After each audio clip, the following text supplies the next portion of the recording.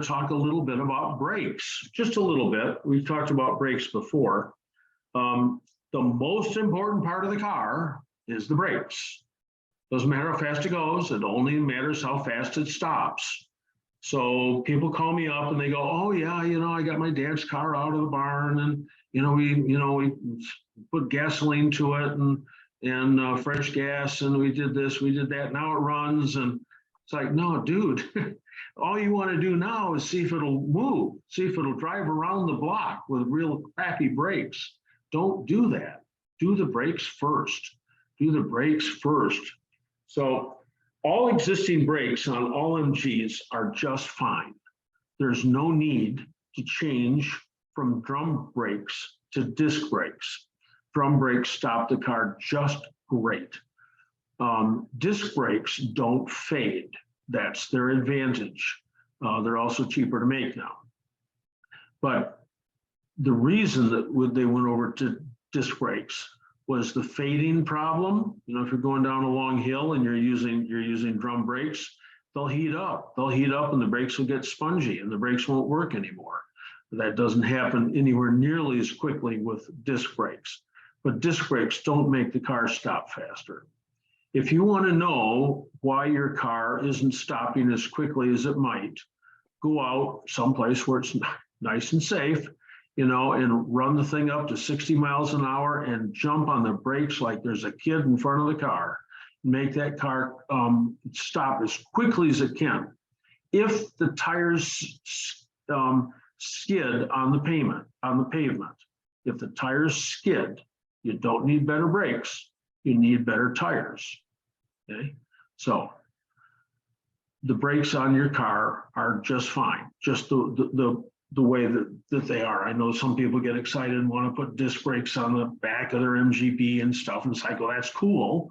Or the Wildwood, Wellwood brakes, the two calipers and all that, and the hocus pocus.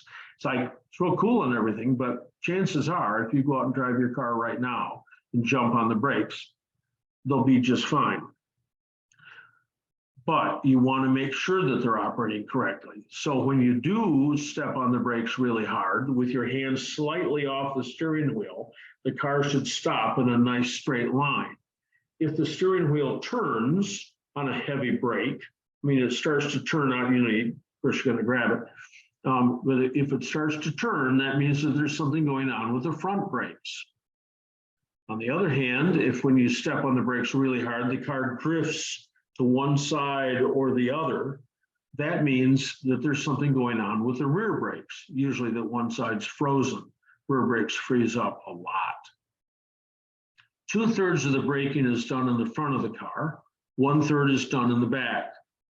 On MGBs, when they went from the single master cylinder to the tandem dual master cylinder in 1968, the bore diameters changed in the master cylinder. Therefore, the piston diameter on some models changed on the MGB and back. So you still got that 2/3 in front, 1/3 in back. GTs have different rear wheel cylinders because they're heavier. The weight distribution is different than on a roadster. Technical call, but Carl's going to have to wait. Where was I talking about the brakes and the different bore diameters? So it's on the back of an MGB. There are pins. There are pins that theoretically don't allow you to fit the wrong cylinder on your backing plate. But you got a backing plate from a 1980. You got a backing plate from a 1965. There's a lot of stuff that gets mixed and matched over the years, certainly. So you just want to pay attention when you're putting all this stuff together that it is correct. The brakes should be rock hard. Now they may move that far. That's just getting everything to move to its limit. Then it should be rock hard. Really, really hard. If there's a squish, if you can really squish it can be from a lot of different reasons. I've seen brake master cylinder boxes that were only held in with half as many bolts as they were supposed to. So the whole cylinder underneath the bonnet is moving. Sometimes you can take a look at the brake hoses and you see the brake hoses twitch and move when you put on the brakes. If they're moving a lot, that can account for some of that squish. If you've got any air in the system, it'll squish. It's usually pretty easy to get the air out. If you put your foot on the pedal and put as little pressure on the pedal as possible, and you can get the pedal to move down, down, down. And matter of fact, the less pressure you put on it, the faster it moves. The master cylinder itself is faulty. You can have your old master cylinders rebuilt. You can buy new ones. Lots of people got lots of complaints about some of the parts. Fair enough. Some of them aren't as good as you wish that they would be. Certainly not as good as they were when they came out of a PMC or a British Leyland box so many years ago, but it's just the way it is. But nobody messes with brakes. So the new tandem master cylinders are okay. I'm not sure on the 1975 through 1980. I'm not sure that the measurements are all correct on that. I get a lot of phone calls about people that are trying to put a new servo or a new master cylinder on their old servo, and sometimes things just don't seem to be correct. And there's a push rod, and there's a hole that push rod goes into, and it butts the bottom of the hole. And is that all exactly the same as Lockheed asked for it to be? I don't know. Anyway, there are some supply problems out there from time to time.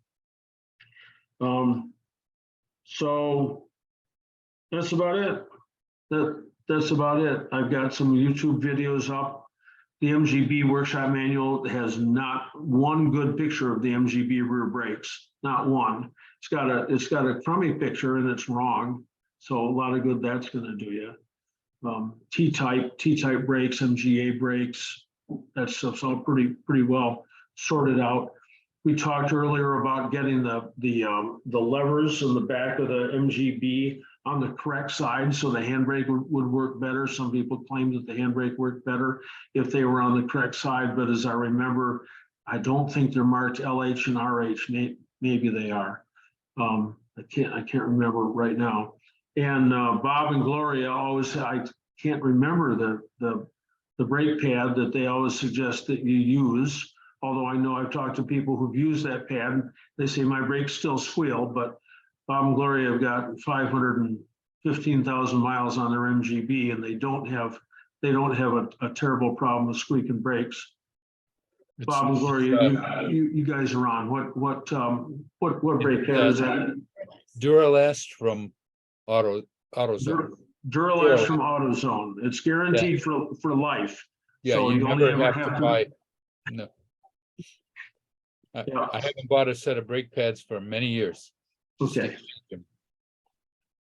They do last too. Although back in the day we used to see brakes eaten up. Now brakes, all kinds of other problems occur with brakes instead of wearing them out. Nobody gets enough miles on their car. So that's just a real quick sort of introduction. Hey, John. So yes. On your bleeding the brakes on the master cylinder, I have a 77. Is that a little switch in there where they say you got to bring it out 2 turns before bleeding? Does it make a difference or not, whether it's 2 turns out or if it's just left in there?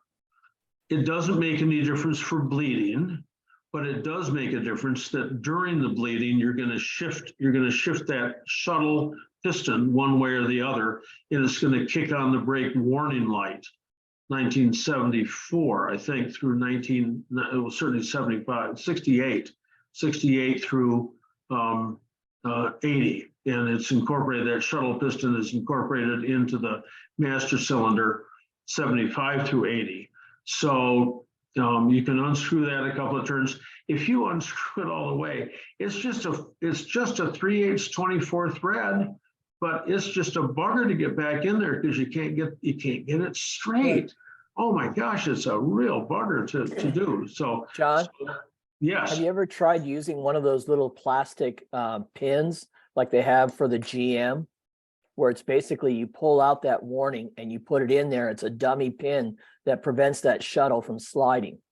You can do that. You can put a ball bearing in there with a bolt on top of it. So once it starts leaking, so that it doesn't leak on your firewall. But there's lots of ways you can leave it open.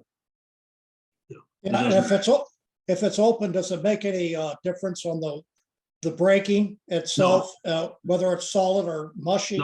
No. Because mine broke, and so I just don't bother having that brake warning light. So, and I've bled them, and I still get the mushy, but I'm thinking, well, does that switch make a difference? No. The mushiness, of course, once you start the car up 75 through 80 with a servo, with a power brake unit in there, they are squishy. But when the engine is off and there's no vacuum left in the servo, then the brake should be like rock hard. Oh yeah, it is. Yeah. Okay, well then the squish that you're getting is, I don't want to say normal because I don't know how much squish you've got. Sometimes there's some problems getting the master cylinder and the servo to be correct together, but if you can lock up your wheels, you're okay. Okay, great. Thank you. Hey, You're John, welcome. Yes, Crystal. all right, once that switch goes one way or the other, how do you reset it? With the switch out of there, you just jump up and down on the brake pedal a couple of times, and the pressure from one end pushes it, centralizes it. So you back it off during bleeding, and then when the bleeding is all done, you put it back in because it will have found its correct center. Oh, okay, thank you. You're Hey, welcome. John, Yes. John. My 1970, adjusting the rear brakes, the drums in the rear. When I first got the car, I tried to do it myself, which I thought I did right. And then when I brought it to the mechanic, he said, "Who adjusted those rear brakes?" I said, He said, "Well, you don't do them the same as you would do an American car." That's the last time I adjusted brakes, to be honest with you. So is there a trick to doing the rear brakes?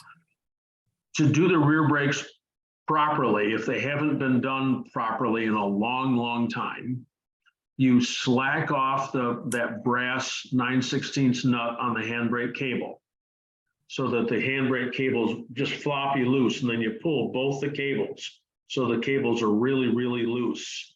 Then you You got to do that first. You got to do that first. Do that first.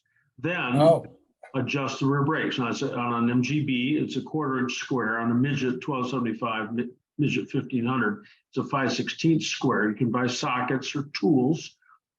There's a air conditioner tool sold by Cornwell that is an RB404. And it's a little ratcheting tool. It's just slick. I've got a socket that I use on a flex and a long extension and get underneath there. But you can just get the wheel, take the wheel off and do it. Just reach over, back the adjuster all the way out first, grease it, grease the threads, and then tighten it up until you can't turn it anymore. Don't break it off. Don't get it that tight, but get it so it isn't. I mean, it is tight, and then back it off 1/4 turn by 1/4 turn until it just runs free. So you do adjust them like American brakes, I think. I don't know. I've never adjusted American brakes. I mean, you talk about the wheel running free.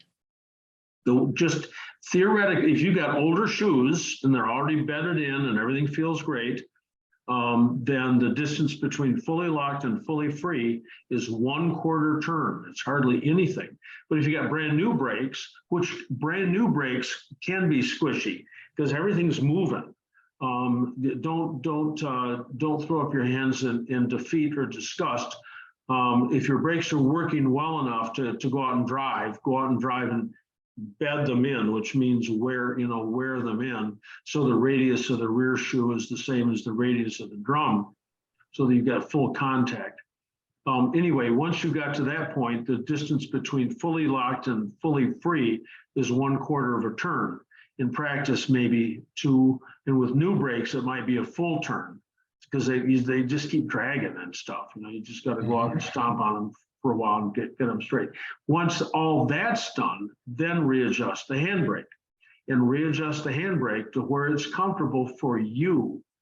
The workshop manual on the handbrake says it should come up 3 clicks. Well, if it's a right-hand drive car and you're using your left hand to go down and grab the handbrake, which is right next to you, sure, three clicks is great. But if you've got a left-hand drive MGB, which helped me out, we've got 185 people on, so probably 150 of those have MGBs, left-hand drive MGBs. You got to reach over the hump and get a hold of that handle and pull it up. So I like to have it up about 45 degrees. That's where I adjust it, just wherever it's comfortable for you. And it's not an emergency brake. If you're rolling and you pull it on, nothing happens. Well, something does happen, but not much. But it's a handbrake. You set that tight when you're parked. You can't leave. I mean, it's tight. So anyway, you're talking about the cable where that Y connection on the cable is? now I'm talking about right underneath the handbrake lever is that 9/16 brass nut. So Okay. that adjusts the overall length of the cable. Okay. All right. The cable's got a swing assembly because one of the cables abuts. Well, the sheath abuts that, and then the other cable runs off. It's an equalizer. That's got to be free. Everything has to be free in there. You can adjust the rear brakes by adjusting the nut on the handbrake lever. You can do that. You can adjust the rear brakes by just pulling up on the handbrake lever. If your brakes are squishy, and you think, I wonder what what's going on here. Pull the handbrake. Click, click, click, click, not so it's, smoking when you're driving, but, usually you can get it up 4 or 5 clicks and then hit the brakes a couple of times and feel them again. And if they feel dramatically better than they did before you lifted the handbrake, well, that means that the rear brakes are out of adjustment. All right. Thank you. Long Hey, John. answer. Yes. John, I've seen the rear brake, that the cable itself on the newer cars, or my 77 has a bar going across it. But when I bought it, the prior owner had just wire going there. So he was using an earlier brake system back there. And that made a huge difference on my braking back there. I had to replace the whole, when I asked, got hold of boss to replace it, and they came in and said, what the hell's this bar? And then I finally looked on the thing and says, all this goes to this car. And what they actually did is the prior owner put in, I think, about a 67 or 68 brake system in there. And it made a big difference on the car because the way it's set up in the back. Okay. And so some people might run into that. All of a sudden, it's the wrong brake system in the back. I think there are 8 different brake cables. Ed Cook was on earlier. Ed, how many brake cables are there for Bs? Do you know? I don't know the exact number, but there's 8 or 10 of them. Yeah, they're all. And It's wire wheel and they steel are wheel and wholly indistinguishable, and half of them are mismarked wherever they make them. So it's real nice. I think there's a chart out someplace that has the length of the sheath, the length of the main cable, and the length of the smaller cable. And boy, you want to make sure that that's the same as yours before you put a new cable on. New cables have been traditionally really inexpensive, $30. I mean, this latest round of inflation, they're probably 50, but no, still not. they're still in the 20s. Yeah. Oh my gosh, yeah, it's a deal. But you go through all the trouble and put it on, and then it's the wrong one. If it's too long, there's tricks to shorten it. And if it's too short, there are tricks to lengthen it. But oh my gosh, what a hassle. What a hassle. So John, is there any reasonable way of greasing those, the handbrake Yes. cable besides Yep. that stupid Zerk fitting? So this is, as long as there's a Zerk fitting, and 77 through 80, they decided that they were gonna go new and improved and encase the main cable in plastic so that it wouldn't rust. Well, it balls up, and you can't grease it, you can't do anything to it, you have to change it. Anyway, to lubricate a handbrake cable, we got 3 people involved. So it's an exercise. You got one person inside pulling up on the handle, pulling up and letting it go. You got somebody on the left-hand side of the car, the driver's side of the car, who's disconnected the main cable from the rear brakes, put a big pair of vice grips on that.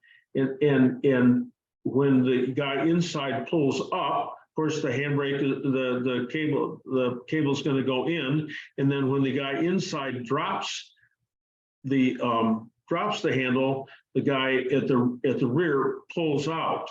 The third guy is in there with a grease gun on the grease zerk, if there is one, slowly pumping grease in. And if you exercise that back and forth, I don't know, 100 times, you can get grease to come out of both ends. And it's perfectly greased then. We used to do that as part of our complete lubrication. It seems like it always just oozes out through the spirals. You've got to have 3 people on there and move that cable. That cable will move 4 inches. You know, I mean, when it's freely moving and disconnected, and each time it moves, you know, the grease is going to come out of that much farther, right? And so you just have to do it enough until either it feels free and you're sick of doing it, or somebody's mad, or until you see grease on the end of each end of the sheath. Could you repeat what the 3 people are doing? Yes. One person's inside of the car pulling up on the handbrake cable to pull it as far as he can pull it. Another person is sitting on the left-hand side of the car at the rear, having disconnected the main brake cable from the handbrake assembly and the rear brakes. And he's grabbed that fork with a big pair of vice grips. And when the guy inside pulls up on the handle, of course, the cable is going to disappear into the sheath. So when the guy on the inside of the car puts the handle down, the guy on the outside pulls the cable back out again. And with those 2 guys working in tandem, then you can get the cable to move that 4 or 5 inches that it will move freely. Sometimes you have to beat the cable with a hammer and dolly. Sometimes you got to heat the cable up. I would be cautious doing that at home, but we used to do that at the shop with an oxyacetylene torch and just run it along there and get the old grease all fluid and pump new grease in. You might say, why am I doing all this? I can buy a new cable for $20.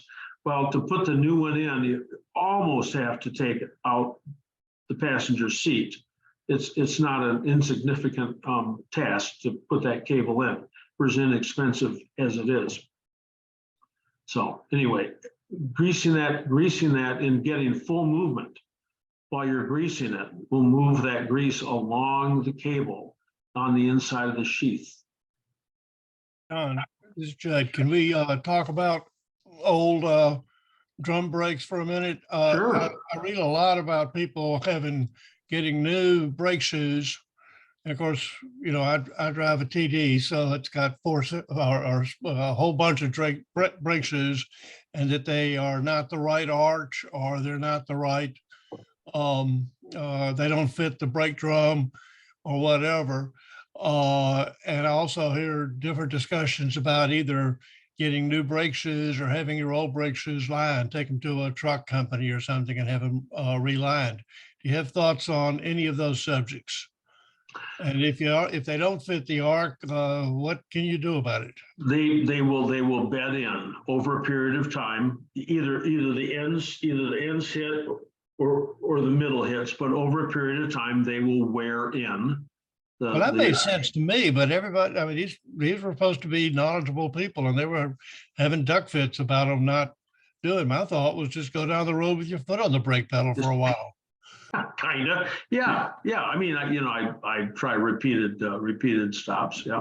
Carl Heidemann, saw him on Saturday at our birthday party. He took an MGB, and I think he did almost 20 0 to 60 stops before his brakes started on a B with disc brakes up front. Before he felt the brakes starting to get weak, before they were starting to fade. But anyway, yeah, that's the old ways. You just drive the car and just bend the brakes in. What else are you gonna do? Now, if you've got a brake shoe, somebody in the area who does truck brake shoes, you take them the drum, you take them the shoe, and they'll put material on it, thicker material sometimes, so that it accounts for the wear in the drum, and they will arc the shoes to your drums. And then you're on your way, you know. Okay. One other thing I might mention, and John? my right front was grabbing. If I'd come like to a stop, all of a sudden the right front wheel would just come to a complete stop. And I found that it was the flexible line was ancient. I had never really looked at it. I'm surprised it didn't completely fall apart, but it was almost totally plugged up. So when you put your foot on the pedal, you were making enough pressure to move fluid and make the slave cylinders grab, but there wasn't enough spring to push the fluid back. And so the brakes were hanging on. So all of us drive fairly old cars. We might want to check all those flexible lines. 10 years, that's not the tire guys. I just heard the tire guys are down to 8 now. Apparently they need to sell more tires.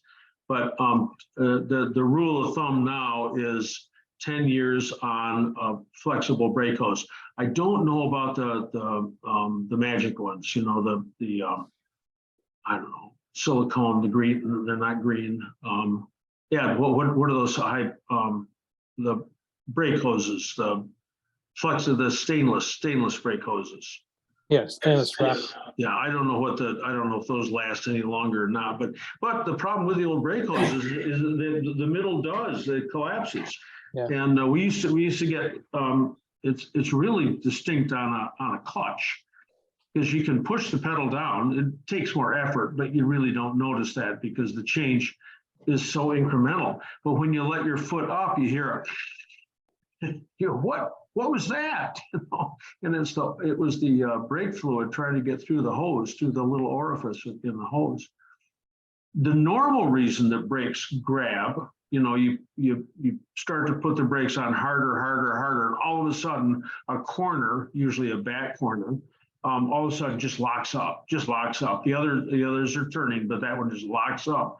And you go, oh, I wonder what's going on. And you open it up and it's just coated with grease or oil, rear axle fluid, brake fluid, something or other. And you think, well, wouldn't oil make it slippery? But it doesn't. It makes it grab fiercely. So.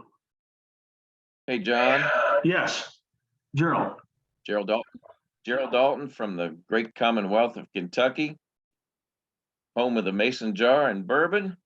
Got a 75 MGB. I replaced a parking brake cable this summer, and was just curious. 180,000 miles on the B, and if I need to replace the drums on that, I'm going to put new brake pads on it, new shoes.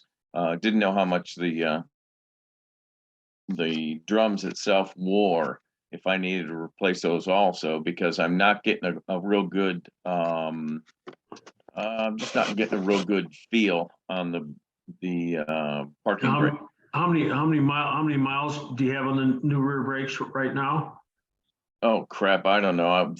30 years, 25 years, maybe. I don't know. There's not that many miles. But I haven't replaced those. I just replaced the brake cable.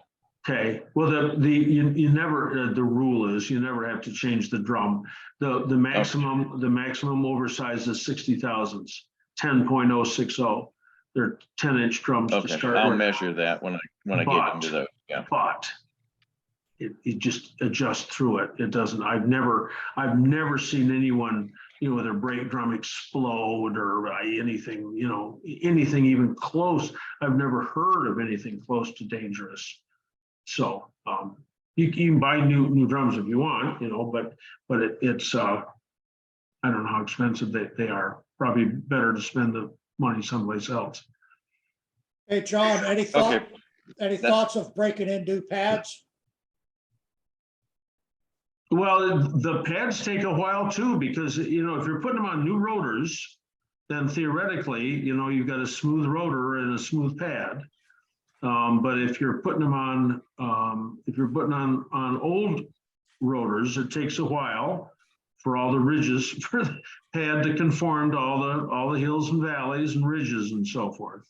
So, but it ought to be pretty fast. And I don't know even how you'd notice that there was a difference. You might have to brake just a little bit harder in the beginning, but.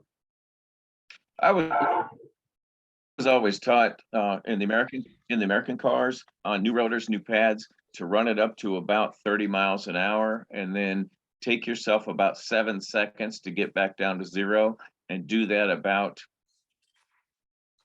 a dozen times, and that would transfer the gas from the pad to the rotor, and from that point on they would kind of be bedded in as far as a disc brake. Okay. Hey, John, if I can add about the drums. I've got the original drums on my car. Never had them turned because my brakes never got metal to metal, but they're smooth. I don't have a problem with them. I don't know of anybody that has turned drums unless they went down metal to metal and scored them. They get ridged. I don't know, that maybe it's just of course there's no rivets anymore. It's all bonded. But we used to have a stack at the shop of banjo T-type A, banjo drums. Well, not the T-types because they got the spine in the middle, but TF drums, and then A drums and B drums and B Salisbury tube type drums. We'd have 10 of them or something, rather than they'd all been turned and all painted black. And whenever we did a brake job, we'd always put on turned drums, just always. But John, this is Barney Gaylord. I know somebody who's had to replace brake drums. Okay, Barney, you got lots of background there at the McDonald's. So what? That's okay. You said. Hang on just a second. I'll try it again. I said I know somebody who's had to replace brake drums. I got 500,000 miles on my car, and I've just replaced some drums for the second time. And the MGA is not very tolerant of turning drums because the rear adjusters have very small adjustment range. If you turn the rear drums, you're not going to have any brakes in the back. Okay, so you can fix that. T-types and MGAs, you can fix that by having your brakes done locally at a brake shop and tell them you want thicker pads on them. Or you can put a little shim behind the adjuster. Yep. I've got a whole box of those little shims that go behind the Micram. The adjuster, the trade name on that adjuster is Micram, MICRAM. Barney knows that too, but we're the only two people here that know that. Never heard of it. Well, all right, okay. I think it's in the workshop manual, or maybe the T-type manual, but that's Micram. So anyway, you can put a shim behind those and instantly solve lots of spacing problems. So, or you can weld onto the shoes and grind them back down the pivot points. So. Do we have any more questions about brakes? Yes. John, do you believe in putting that copper grease behind the back of the disc pads? You got to do something to get rid of the vibration. So we used to, back in the day, we just cleaned the back of the pad off with carb cleaner, put a piece of duct tape on it, cut it so there's no way the duct tape could get around to the edge of the pad and cause any problem. That's what we did. You can buy goop that you put on there and it dries. And it's jelly-like. I mean, it's got some a squish to it and it absorbs vibration.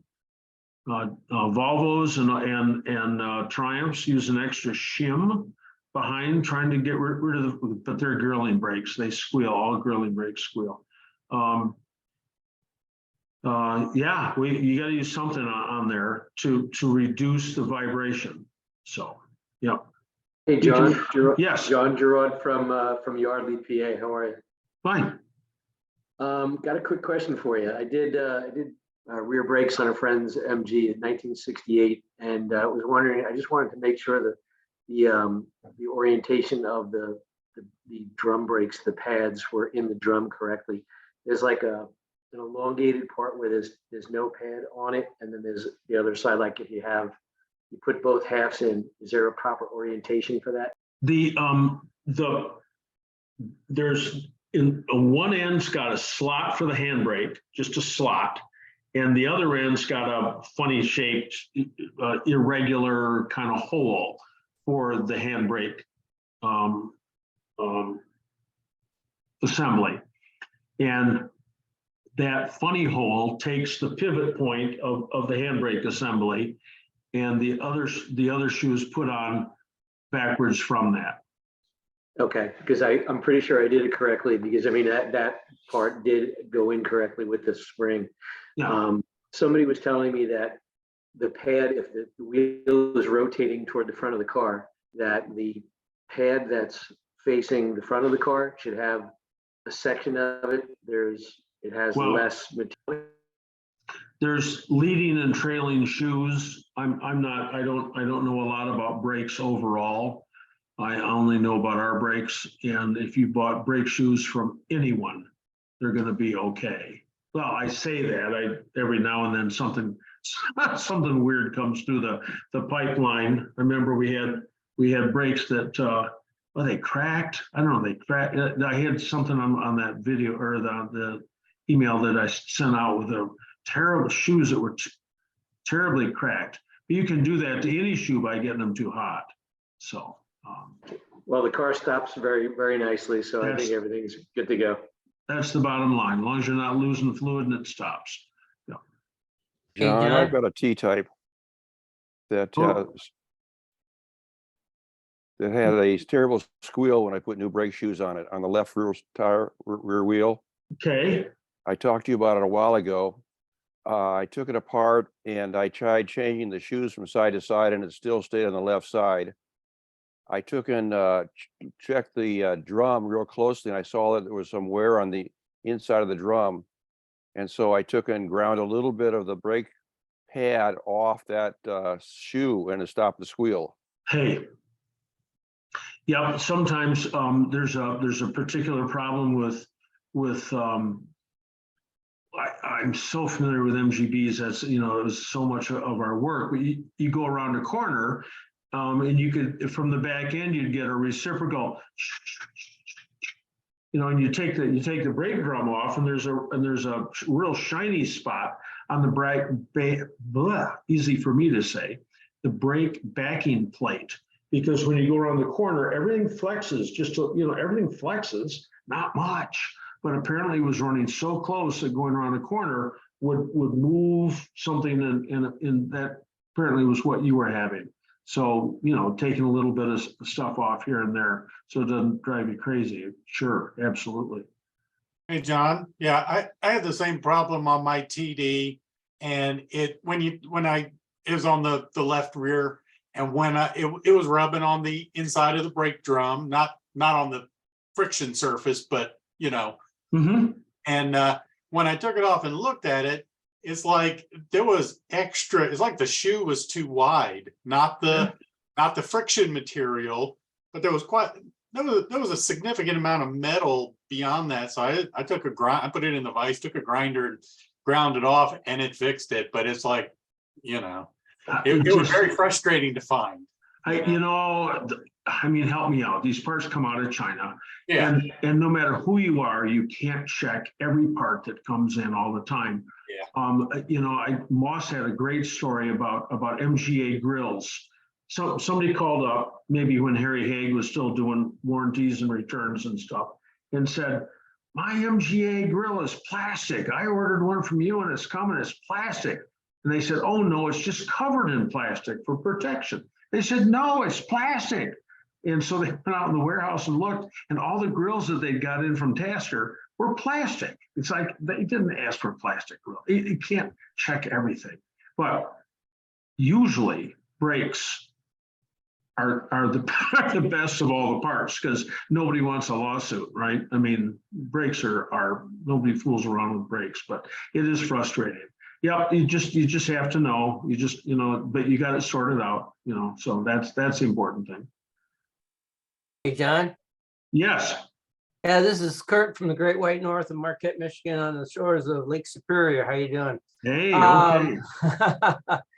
Yeah, I got a question, not necessarily about brake pads and everything like that, but I have a 1980 MGB LE, and I'm looking through my little parts and stuff. With the age of my MG, with the brake lines coming from the master cylinder and the reservoir, I'm not quite sure how long those things have been in, or if they're the original brake lines going to all to the tires and stuff, or the brakes. So with that, The steel lines are great. The steel lines are just great. Once in a blue moon, you get a steel brake line that rusts from the outside in, or I suppose from the inside out if there's been water sitting in it for a while. That's really rare. The steel lines I want to tell you, the steel lines last forever. The rubber lines do not.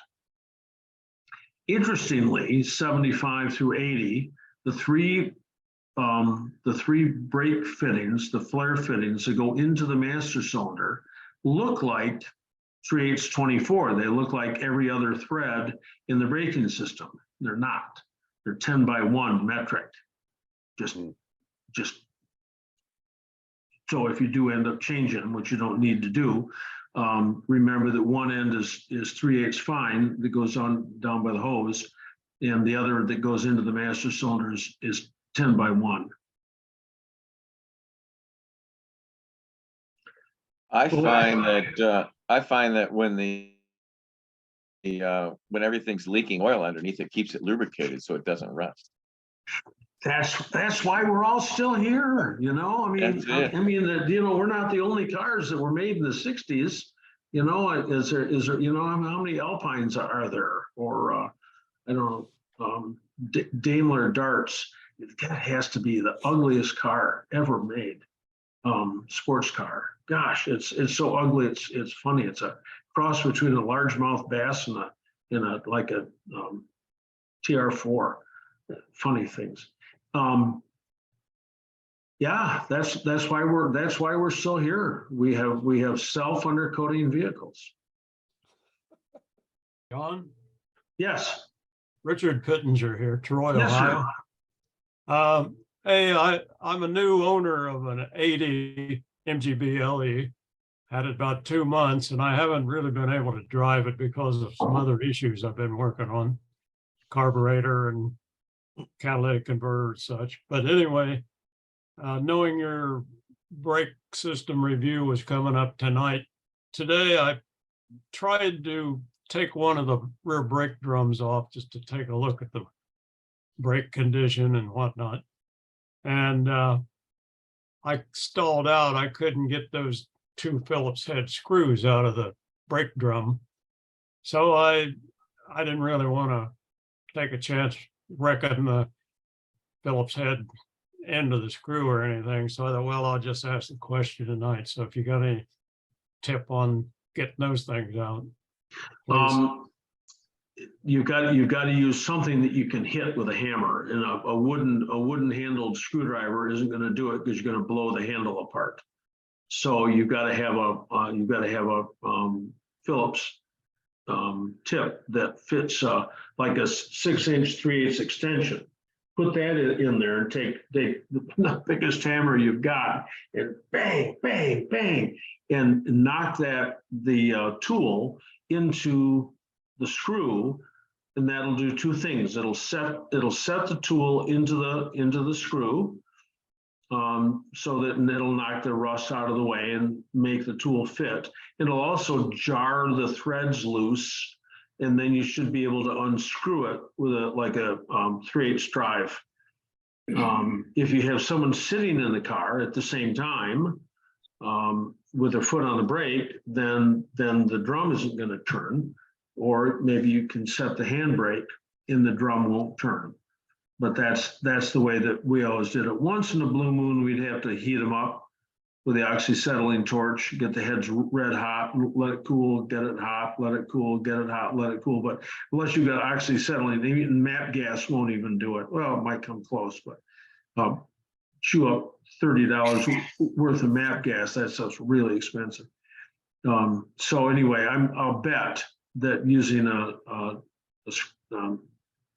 3/8 drive screwdriver tip and a big hammer, you'll be able to jar those threads enough to get that thing off. John, not- Posi Drive? I was gonna say, if not, you can get an impact driver.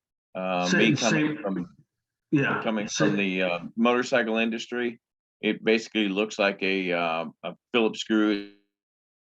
It's got different tips on it. Once you smack it with a hammer, it internally turns that screw backwards. If that doesn't work, you can drill it out. Once you get the drum off there, just go ahead and take a pair of vice grips and take the old bolt out and replace the bolt. Yeah, the secret is to get it out intact. Change it maybe, and that's an odd screw to you can't go to the hardware store and find that. You got to order it. You can, John, you can pick up one of those hand impact wrenches or hand impact drivers from any auto parts store. I think Lisley makes one. Okay. And you basically, and they have a posi tip on them. And that's what I've always used. And you just one whack with a hammer and it's out. Because it hammers and twists at the same time. Yep. John. Yeah, John, okay, aren't I got those mine. Posi Drive screws? Yeah, there's, I always refer to everything on the car as Phillips, and it isn't. But Posi Drive and Phillips are so interchangeable. So. How I got important? my, I'm I sorry. got my John. impact screwdriver from McMaster Car. Oh, yeah, well, that's a nice place, yeah. They have one of those screwdrivers where you put in there, it's like a torque screwdriver. You hit it with a hammer. And it spins it, yep. Yep, they're very handy, very Hey, handy. Hey, John, So John, how important are those screws if I end up drilling them out or whatever? Should they be replaced? Oh, sure, yeah, that's what holds the drum tight until you put the wheel on. They should be there, but it's a quarter 28 flathead Posi Drive, I guess, because it's got those extra marks on it. But you can buy Phillips to go into it. The parts suppliers sell those screws. I mean, they're selling them individually, so you're going to pay $1.50 for them. You can probably buy a box of 100 of them for $28. But what are you going to do with a box of 100 of them? So anyway, Hey, John, Harbor. Just a minute. Harbor Freight sells an impact driver set for $10. Okay, all right. So Cheap way to go. I've never used an impact driver. I've always used an extension and beat it, but turning it while you're hitting it, I know that's at least 6 people here have said use an impact driver. So Richard, use an impact driver. John, I put the part number that you can order online. Oh, okay. Just search for it. They got it on Amazon. They've got it every single auto parts store has got an aisle full of that type of brand of tool. Okay, thank you. So John, anyway, this is- just a second, Crystal, just a sec. The 8 o'clock timer has gone off. I thought I'd set the timer because I get going so fast and then I forget to make another pitch for the PayPal account. It'd be very kind. And we're gonna steer away now from talking about brakes and go into the chat section so that the people who do, dutifully put their questions up can get an answer. But first of all, Crystal, what's up? Yeah, on those impact screwdrivers, just kind of passing on to everybody else, since I never used one before and I was taking my brakes off. I didn't realize that those buggers can go untighten or untighten. I had it set so that it kept tightening the screws. Oh, shoot. Okay, all right. Thank John, you. this is Joe Vince. Yes, sir. Yeah, I was just gonna say, when you put the screws back in, a little bit of anti-seize on them will keep them from doing that again also. Absolutely. Anti-seize is the greatest thing in the world, but anti-seize creeps. So if you put a little dab of anti-seize on those screws and put them back in your drums and wipe your hands off and wipe the drum off, 2 weeks later, at your sister-in-law's party, you're going to look down on your shoe and there's anti-seize on it. It's like, how did it get there? It creeps. Okay. You can also just use just grease. Number 2 grease. I love grease. But anti-seize is grease on steroids. If Julius Caesar used anti-seize on his chariot, it'd still be in some museum someplace. So thanks. I want to go over. Hey, John. Yes. It's Dave Densmore. I just thought I'd let you know that I've been a mechanic for life, and I know that about anti-seize so well. The stuff walks. It's like clams. I don't know what it is, but wow. Yeah. And you go home and you put your hand on the counter and lift your hand away, and there's there's a gob of anti-seize, and nothing infuriates a domestic partner more than That's for sure. grease in the And kitchen. it doesn't And exactly clean easy either. So, it's great. I mean, it's great stuff. It used to be powdered lead. I don't know how you powder lead, but anyways, powdered lead and oil. Well, now I don't know. Everybody's all excited about lead, and now I don't know what it is now. they But use aluminum, and there's different ones, aluminum and copper. Yep, and there's nickel anti-seize. It all has to do with temperatures, too. So yeah, I when I was first exposed to anti-seize, the guy that showed me the can, and he says it's got moly, and I said you cannot get to molybdenum if you start with moly. So anyway, okay, I'm gonna go over. I'm gonna go over on the chat section here. So Wayne, a newly rebuilt MGB engine suddenly lost oil pressure after about 20 miles. Lost it. Electrical pressure gauge. No apparent leaks. Oil on the dipstick was full of bubbles. What might have gone wrong? So I saw you were on before, Wayne. Unmute yourself. What year do you have? This is 1967. But it's got an electric pressure gauge? He was at it. When they rebuilt the engine, they put it on there. Is the original pressure gauge still there? The safety gauge that's got the pressure and the engine temperature? I don't know. No, it's a separate gauge, a separate pressure gauge there. It's not a combination. All right. Well, you may have oil pressure. You may just be a failure of the electrical gauge. Okay. You may have oil pressure. We didn't have any oil under when we opened up the oil filter thing and looked down at the tops of the valves. There was no oil sitting on the top of the engine there.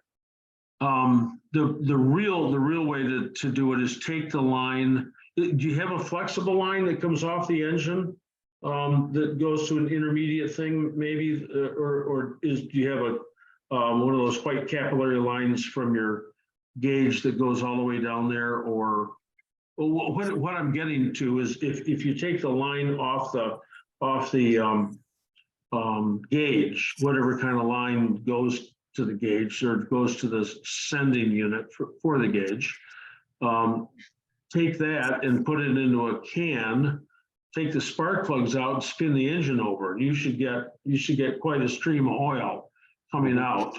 If you don't, you've got no oil pressure. And then the problem is always the same.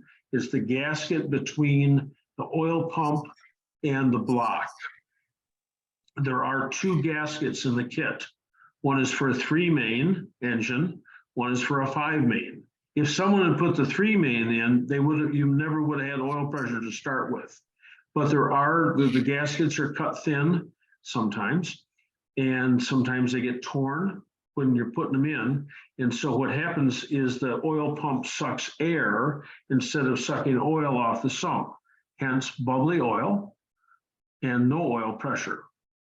So you have to take the sump off. You can do that without taking the engine out of the car. The front 5 bolts will task you.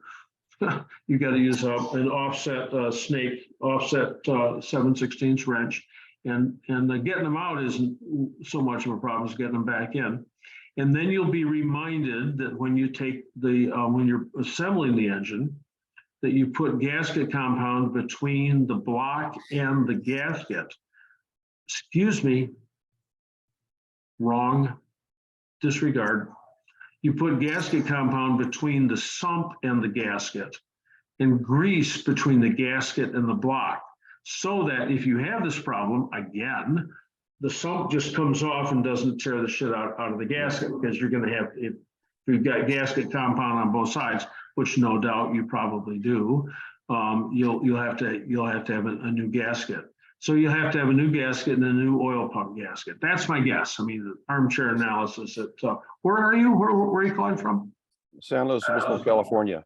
Oh yeah, well, that's about as far away as you can get from here. So that's a solid 2,000 miles. So that's my armchair analysis at 2,000 miles. And it's just because that's what happens a lot. Either you get the wrong gasket, or you get a gasket in there that because of the way it's installed or the way the gasket was made, it fails. What's a good way to start? Thanks very much. Sure. Okay, we're going on to our next one here, and this is from Angel Estrada. What is the recommended brake fluid for a 1960 MGA? So you got two choices. You get DOT4, and when you spill that on the car, then it eats the paint. If the car's perfect, oh my gosh, it's like you open the bonnet and it's like, when's lunch? Then you got to use silicone fluid. But silicone fluid's got some of its own problems. Speaking of brakes, silicone fluid aerates really easily.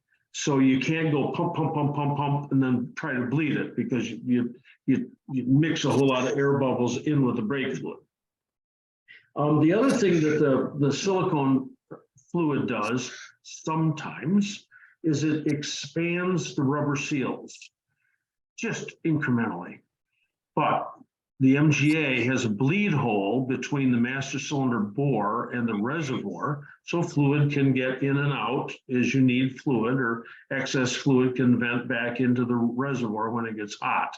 And if you cover that hole up, the brakes come on by themselves.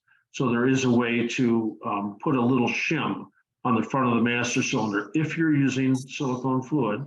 I got a picture of that, I can send it to you. And that's really, you don't have to take anything apart. Just have to loosen up some screws and make a little gasket and put this thing in, and it takes care of it. So are you on? We don't hear from Angel, but okay, that's the scoop. Next one up Hey, here. John, Yes. if I could just say one thing. Some of the aftermarket brake and clutch cylinders will say on the box, silicone fluid voids a warranty. You have to be Yes. careful with, you have to be careful with that. Yep, a silicone fluid leaks. It just leaks. If you go to an MGA show and you look down the line, you'll see people have little sponges that are the same color is the car or black underneath the brake master cylinder. And it just sits there and fills up with silicone brake fluid, and you squeeze it out, put it back in. But the advantage is it doesn't leak. Excuse me, it leaks. It doesn't eat the paint. It doesn't eat the paint. That is the single advantage of silicone brake fluid. You got a really nice car. All right, from Sean's iPad.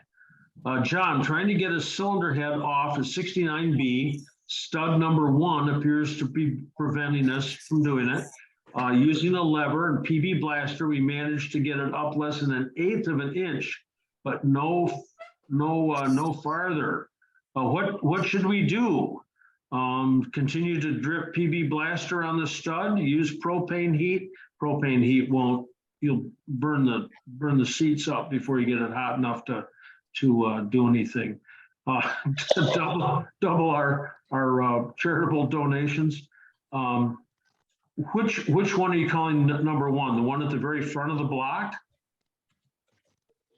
No, the one that the manual calls the first one to tighten or to loosen when you're going around the all 11. That's the one between number 2 and number 3 on the cylinder head, but between the second and third spark plugs. That's the pivot. Yes. That's the pivot one. So usually, if you get enough stuff off, I mean, this sounds really. It's you know, spin the whole head off and take the stud out with the head. So we should remove the studs are in right now, all of them, all 11. So we should use the double nut method to take out the other studs? There's lots of ways to take studs out. You can, if they're put in there reasonably snugly, you can, it sounds so crude, you know, but you can grab them with a pair of vice grips. Just don't let the vice grips move on the stud. Don't have it move, because that'll really bugger up the threads. And when you're all done, get a thread chaser or die and just run a 3/8 24 die on those.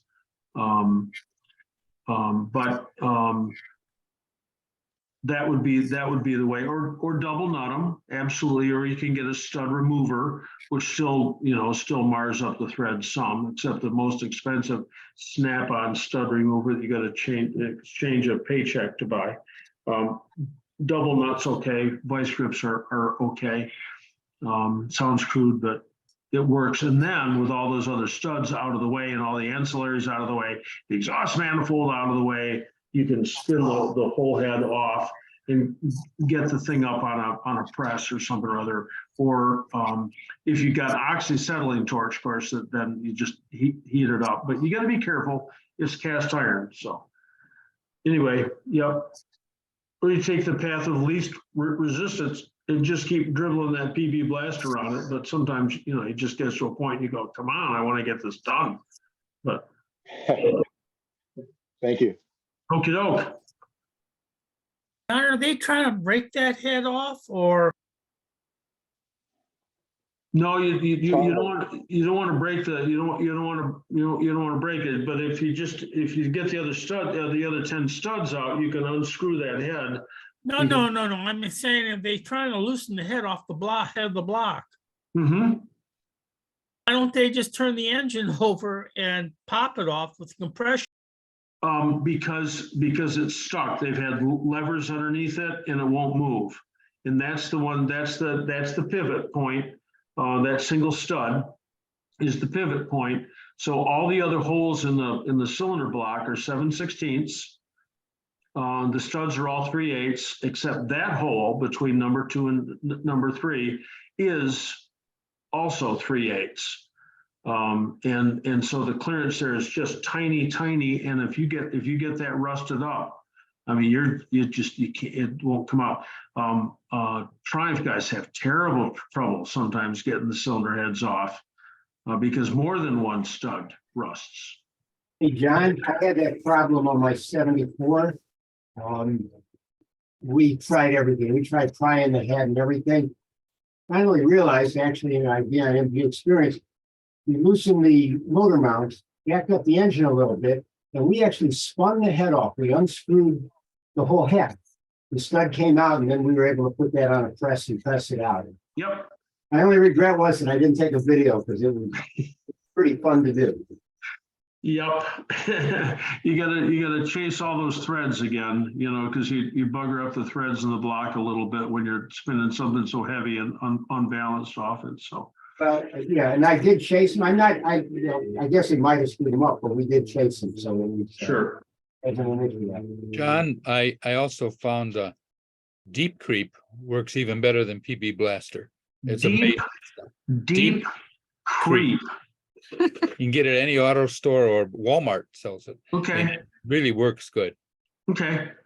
I've got some stuff that I was turned on to by Jim Pastore, who's the locksmith with the flames on his car.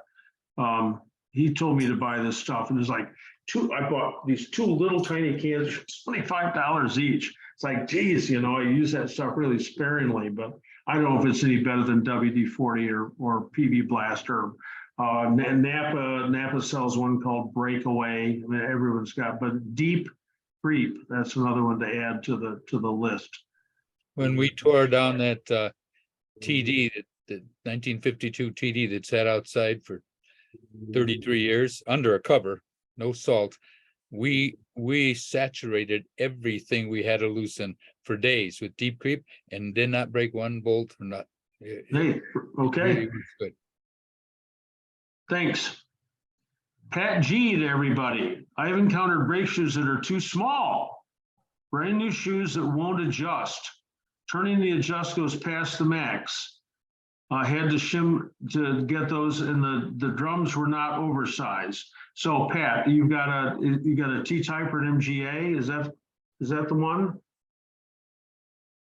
Yes, it was an A. Yeah, okay. Well, like Barney said, you put a little shim underneath the mask. And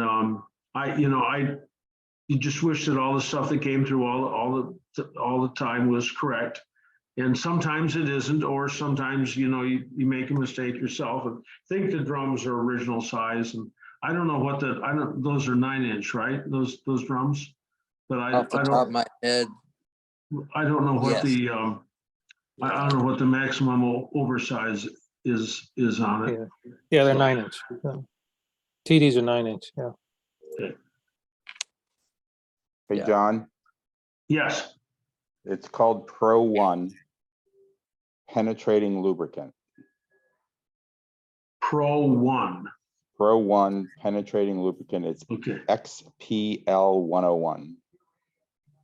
So Or this is ATF and acetone works well too. well, it's all, you know, it's like cosmetics, you know. Do you really have to spend $150, or can you just buy a bottle of glycerin and go with that, you know? So yeah. Transmission fluid and acetone. That Deep Creep is made by Seafoam. Okay. Well, Seafoam's got a good name out there. A lot of people like Seafoam. So cool. The other good one that I was turned down by an aircraft mechanic is Croyle. But Croyle's gotten really expensive. Croyle, C-R-O-I-L, yes. Yep. K-R-O-I-L. And Thank you.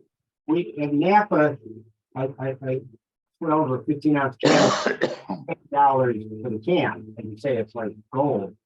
CRC makes a product called Knocker News, which was about $12 a can. It seems to be every bit as good. Probably as good as the Deep Creek, which is also an excellent product.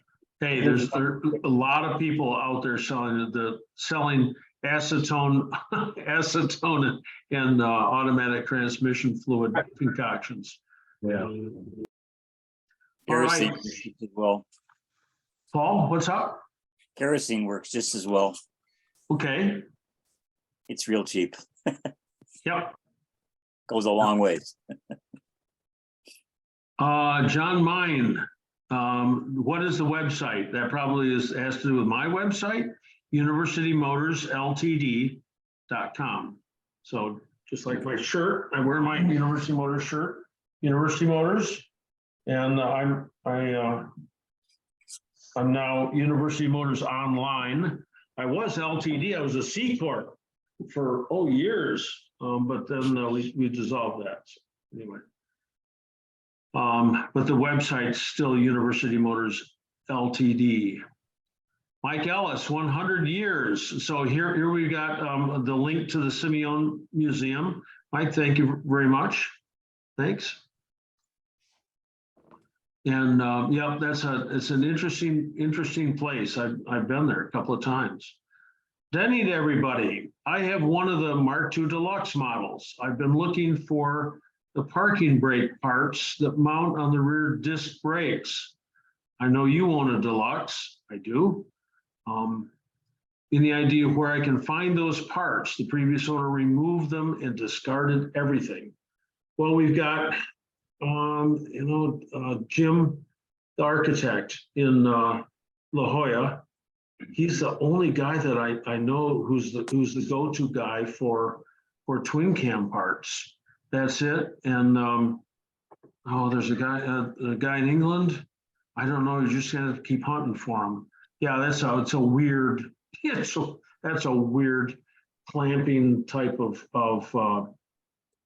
thing on there. But oh man, Denny, I don't know what to tell you. Only to just keep looking. There are cars out there that come up from time to time that are part way apart, and you can just call everybody. Go on Barney Gaylord's site, mgaguru.com. I mean, Barney's got 4,000 pages of information about MGAs, and he's got a couple pages on there of all the shops that he's visited that he knows are still open. He's got a line through the ones that didn't make it. Oh, speaking of that, I just read that Todd Clark had passed away. I mean, everyone's getting older, and it said unexpectedly, and there's something, and There's me a book. the website is still, it's got information on it. It says if you got an order, if you sent your money in and you haven't got your stuff yet, let us know, and we'll do the best we can to sort it out for you. Yeah, anyway, back to Barney's site. Barney has pages of shops. One time I was looking for the clip that goes in the center of the soft top on an MGA, later model MGA, to keep the top from lifting and getting water through there. Mine was missing, and somebody thrown it away probably. And I sent out, I think maybe 40 letters. Now this is 1980, so it was a long time ago, but I sent out 40 letters and said, look, I'm looking for this. I had a picture of it, I said, I'm looking for this. And Norman Knock from British Sports Cars in Stockton, California, sent me a note back. Now, of course, it'll all be on email, but and said, I have one of those, and I want, I don't know, $8 for it or something. So I found it by advertising for it. So you might spin that around, and contact these people on Barney's site, all these shops. People have got all kinds of stuff piled up and back. And sometimes, you can ask and ask and ask, and nobody will do it. But you put something in a letter. I mean, who gets a letter anymore? And ask for it. Take a picture out of the workshop manual. So circle it and then make lots of copies of it or something. And or out of the parts manual. So anyway, that's an approach. Denny, where are you calling from, Denny? You on? We're down to 162, maybe Denny. Oh, Denny is not here. Marty Bradley, my administrative assistant, has our website up in the chat section, universitymotorsltd.com. And Richard asked how to remove the frozen screws from the rear drum, but we've already talked about that. Lead everybody. What is the process for removing the hubs on an MGA with wire wheels so I can get to the drum brakes? Well, the hubs, the drums come off. I mean, you've got either 4 bolts in the back, or you've got 6 nuts excuse me, nuts in the back, or you've got 4 nuts in the back or 6 nuts in front, and you take those off and the drum just comes off. Getting the hub off, that's quite something else again. You know, you need a special puller for that. A slide hammer usually doesn't do it, although it might. If you've got a donor spinner, you can drill a hole in the spinner, thread it, put a long threaded rod through that. That'll bottom out on the hub and keep turning it, and it'll pull the whole assembly out. That's the poor man's factory tool. There are special tools made for that. I had factory tools when I had my shop. Getting the hubs off is a real problem. Getting the drums off shouldn't be a problem at all. Lee, are you still on? Yeah, I'm here. So the drum and the hub comes off as one piece? It can, but the drum just comes off by itself. You don't have to take the hub off. Oh, the drum will come off over the hub. Yes. Okay, and so I don't have any screws on the face of my drums, so all the screws are. That's because you got wire wheels, right? Right. Okay, well, the only disc wheels have got the screws. So wire wheels have got the 4 nuts that hold the hub. Hold the drum to the hub. So just take those 4 nuts loose, and the drum will come right off. Well, are those on the back of the drum? No, they're swedged into place. So you can take those nuts off. The nuts just come off. What are those 3/4 inch nuts? I have on mine, I have 3 sets of nuts, 6 nuts altogether, with 3 I don't know what to call them. Lock tabs. Lock tabs. So there's 3 lock tabs, 1 lock tab for two nuts. I've taken all those nuts off and the lock tabs, and I can't get the drum to budge. Do you have a copper, a lead hammer? Yes. Bang it. Beat it. Don't beat it off, because you'll hit the outside and break it. But just around the circumference, just turn it, hit it, turn it, hit it, and it'll come loose. So Have those you 6 backed nuts are off what's holding those it on. shoes? Thank you. We got to back the brakes off first. Thank you. But yeah, back the brakes off. But if you hit that drum hard enough, it will dislodge. How do I back the brakes off? You've got a hole in the. Can you? I can't see you. Are you on a video screen? Yeah. Okay. All right. So there's a hole in the drum, and you turn it around until you find the adjuster, the micram adjuster, and put a screwdriver in that and unscrew it as far as it'll unscrew, which is somewhere around half a turn. And then the brakes are backed off all the way. So just the fact that the wheel turns freely does not enough? Might be.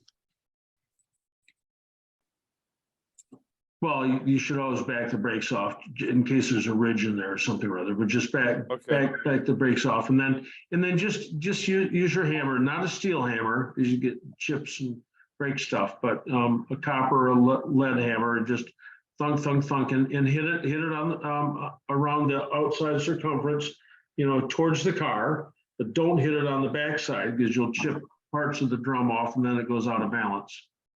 Okay. When you're backing off the brakes, there's 1 adjuster on the rear and 2 adjusters on the front brakes. Thank you, Barney. That is 2 correct. adjusters in the front. Okay.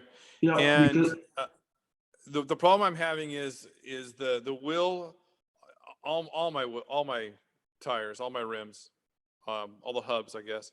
When I turn the wheel, they turn freely, but it's catching, and so it'll go around and it'll catch. Yeah. And so is that an adjustment, or do I just drive until that goes away? Well, I maybe not to Chicago, but down your driveway or up and down the block a bit, and just if the car has sat for a while, then the the original kind of brake material is metallic and it rusts against the drum. So you get ridges, but just go out and drive it a little bit and it self-corrects. It I heals. put about 200 miles on it. Is that? How do the brakes feel? They feel fine. It's just, Well, I feel like I'm fighting I'm not getting as much out of the car because it's rubbing all the time. The car's not rolling freely. It's every rotation of the wheel, it's got. Well, okay, all right, so you gotta take it apart and see what's going on, but you can get just the drum off. The other thing you've got to do is buy a workshop manual, because all right, okay, all right. I just Section- didn't see, I didn't, at least I couldn't find the directions. I thought the hub had to come off too, but I didn't realize it came off over it. Yeah. All right, thank you so much. Hey, you're very welcome, very welcome. Barney's got a lot of that stuff on his MGA Guru site. Barney has been very helpful. Thank you, Barney. Let's see, Pat G, the brake switch is a Ford part. What food are you making? I'm gonna hit mute all because we've got some echoing going on. Vince was on there for a second, but I'm not sure. We'll wait a minute. The brake switch is a Ford part. There is a tool that you are supposed to substitute for the switch when bleeding. If the brake warning light trips, you unscrew a few turns until you hear it snap and then tighten it up again. So yes, Pat, thank you very much. I didn't know there was a Ford part. It's interesting. Let's see, this is Mike Baldwin to everybody. Mike, are you still on? Sure I am, John. How are you doing? Great. A PDWA. The switch everyone was talking about earlier, you were talking about being out of adjustment whenever you're bleeding your brakes. Yes. Yeah, I got into the situation where, you're absolutely correct. You can step on the brakes, you can move it, but I got mine when I was replacing all the steel lines with Cooper nickel. I ended up getting it shifted accidentally to one direction further than I meant, and I had no brakes to the black, and jumping on the brake pedal wouldn't do it. What I ended up doing was taking the switch out and putting a pick down in there where I could actually feel the little V in the shuttle, and since I could reach it, I cracked open the bleeder on the left front caliper and cracked it just a little bit and had my wife touch the brakes. And when I did that, obviously the pressure's got to go somewhere. If you just jump on the pedal, it's going nowhere. And when I did that, it shifted it forward and I grabbed it with a little pick and stopped it and closed the bleeder back. Good to go. But until you do that, you can beat on it till hell won't have it. You won't have brakes. You won't get it to bleed. I could get the back to bleed, but I didn't have brakes. Very interesting. Very interesting. Theoretically, that's not supposed to happen. So, well, what happened on it? I think what happened is I was bleeding and I had more air in one end of the system than the other, and air compresses and fluid doesn't. I've had this happen on a couple of cars. It's easier to shift it than people realize unless you lock it down. Okay. And so what I've got to where I've done, I did a brake job recently on something that had the same 2-circuit deal. And I basically gravity bled the brakes, cracked the bleeders open front and back, let them gravity bleed. That got 90% of the air out. And then once I did that, I just cracked the front of them a little bit here and there, a couple of touches of the pedal and was done. But if you start with dry lines, it's easy to shift that shuttlecock one way or the other. And once it makes the full transition, you don't get it back without equalizing the fluid. And you got to crack a line somewhere to do that. It's not intuitive, at least it wasn't to me. Okay. That's very kind. Thank you for bringing that up. I don't remember running into that. So, but it doesn't happen often, but when it does, it'll make you curse you. Thank you. One last one on the brake drum. This is not related to MGs, but a friend of mine has a Corvair, has drum brakes just like I do. And we were going out to a car show and he complained about his car having a little bit of a drag, and all of a sudden it went away. He thought the carburetor was plugged up. Turned out we got out there, and if he drove it a little bit, he had a flex hose, rubber flex hose for the right rear block so bad that it put the lock to brakes on. It blew out the wheel cylinder. It got the springs and hardware so hot there was no tension anywhere, and a chip was cracked out of the drum and he was still driving it. No brakes on the right rear. It was so bad that we just cut the line off and there was no fluid coming out at all, cut them off and put a set of pliers on it. He drove home on 3 brakes, but it actually exploded a chunk out of the drum. We took the drum off and let him drive home without a drum on. That bad. Never seen it before. No one had ever seen it before. There's, when you have a plugged brake line, or your car's been towed, MGB, and the brake line until 1980 or 79 or 80, the brake line ran right against the front of the differential. So when the guy would tow the car and put the hooks on the differential and cinch it down, you know, he crushed the brake line. So it's either the rubber brake line or the steel brake lines. Yeah, you could put the brakes on and then you can force the fluid through with your foot, but there was not enough spring tension to get the fluid to come back off again, and your brakes can drag for a while. Thank you. Thank you for bringing that up. All right, Pat G, I bought super duper green pads from a major supplier we all know. Don't waste your money. Okay. So what are those super duper green pads supposed to do, Pat? I mean, some of them are temperature related, that they don't, you know, like race car, you know, everyone wants to put race car parts on their car. It's like, no, that's for racing, you know, but some pads don't start to wake up until they're hot.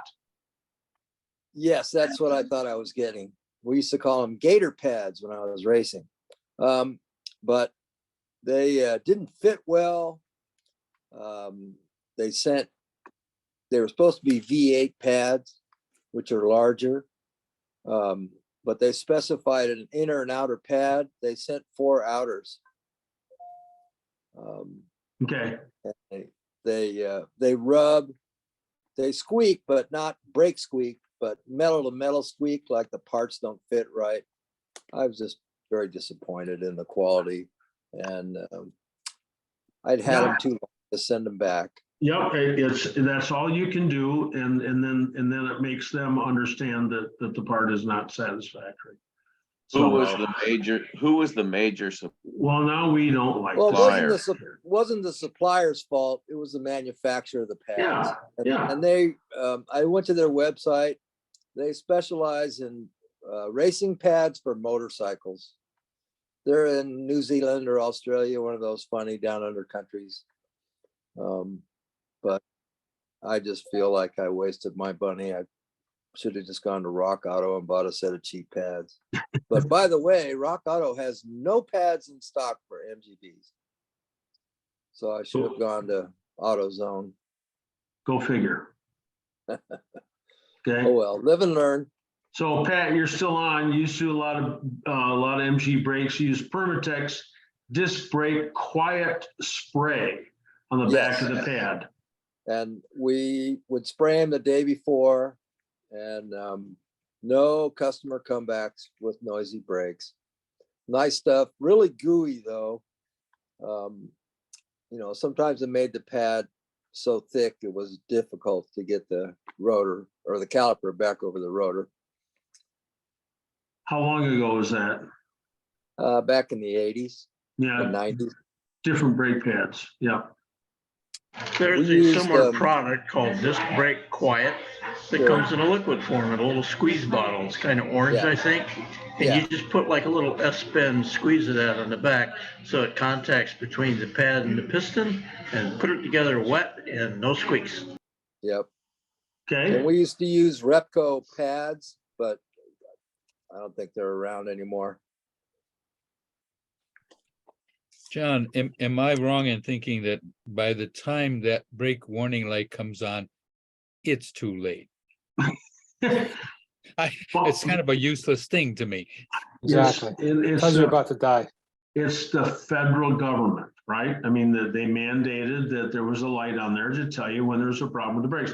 As though your foot being on the floor wasn't enough to tell you that something was wrong. Now there's a light on your dash, so you have no idea what it means, right? I mean, that's the other thing. And then you were supposed to test it yourself, 68 through 73, 4. You know, you push it to make sure that it works. After that, they didn't trust you to push it on occasion to make sure that it worked, and they wired it into the wiring loom on a diode so that it did illuminate on the start sequence. So that means that if the diode goes continuous, diodes fail either by going open or continuous. If it goes continuous on a 77 through 80 MGB, which is the handbrake is hooked up to that circuit too, you can pull a handbrake on and the starter motor runs. So it's, anyway, yes. But John, that switch, that light is a pressure differential switch that we've been talking about. Right. So that, you know, it's to alert you if you have a leak in the system, which is a good thing. When it So works, when it's a good you thing. lose your rear brakes from leaking, because the fronts don't ever leak, fronts don't go bad, hoses go bad, but the calipers don't. The rear brakes leak a lot, and you run out of fluid and you've got no braking. And you really wouldn't know because 2/3 of the braking is done in the front of the car. It dives a little bit more than normal, but you would know because your foot's on the floor. So. But customers would bring cars into me like that all the time, and they would complain, oh, it's down on power. And I would say, well, let's get the car to stop first before we worry about going fast. Yeah. But Let's see, we've got Donald Bartley. What's the life expectancy of a brass lined master cylinder? Well, of course, that depends on how often you use the brakes, right? If we're talking about brake or clutch, but oh my God, I don't know. I suppose it's supposed to last forever, isn't it?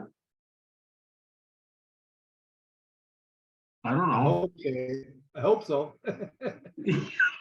For as much as they cost, you know, they send one off to White Post Restorations or something.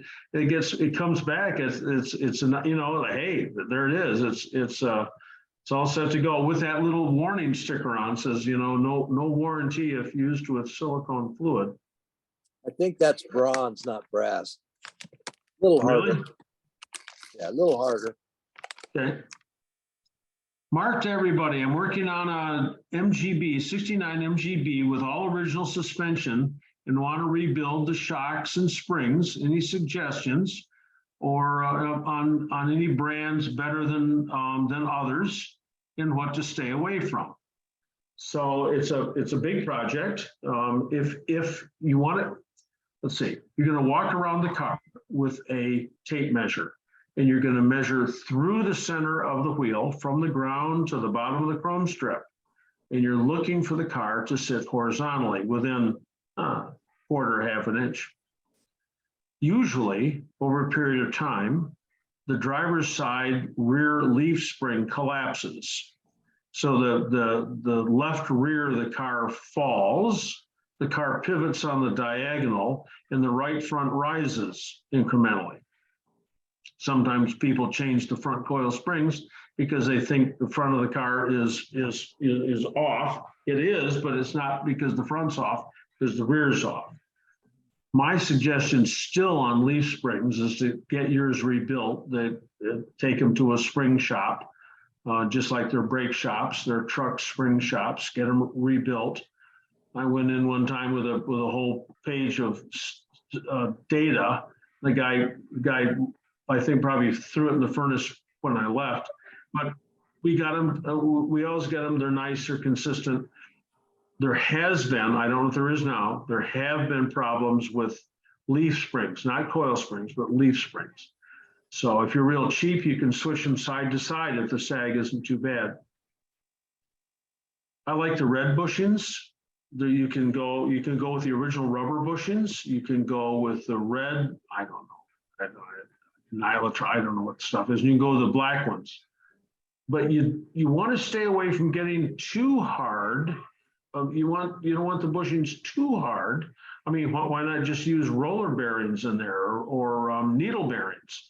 Because you want to separate yourself from the shock that you get driving down the road. The tires absorb some of that shock.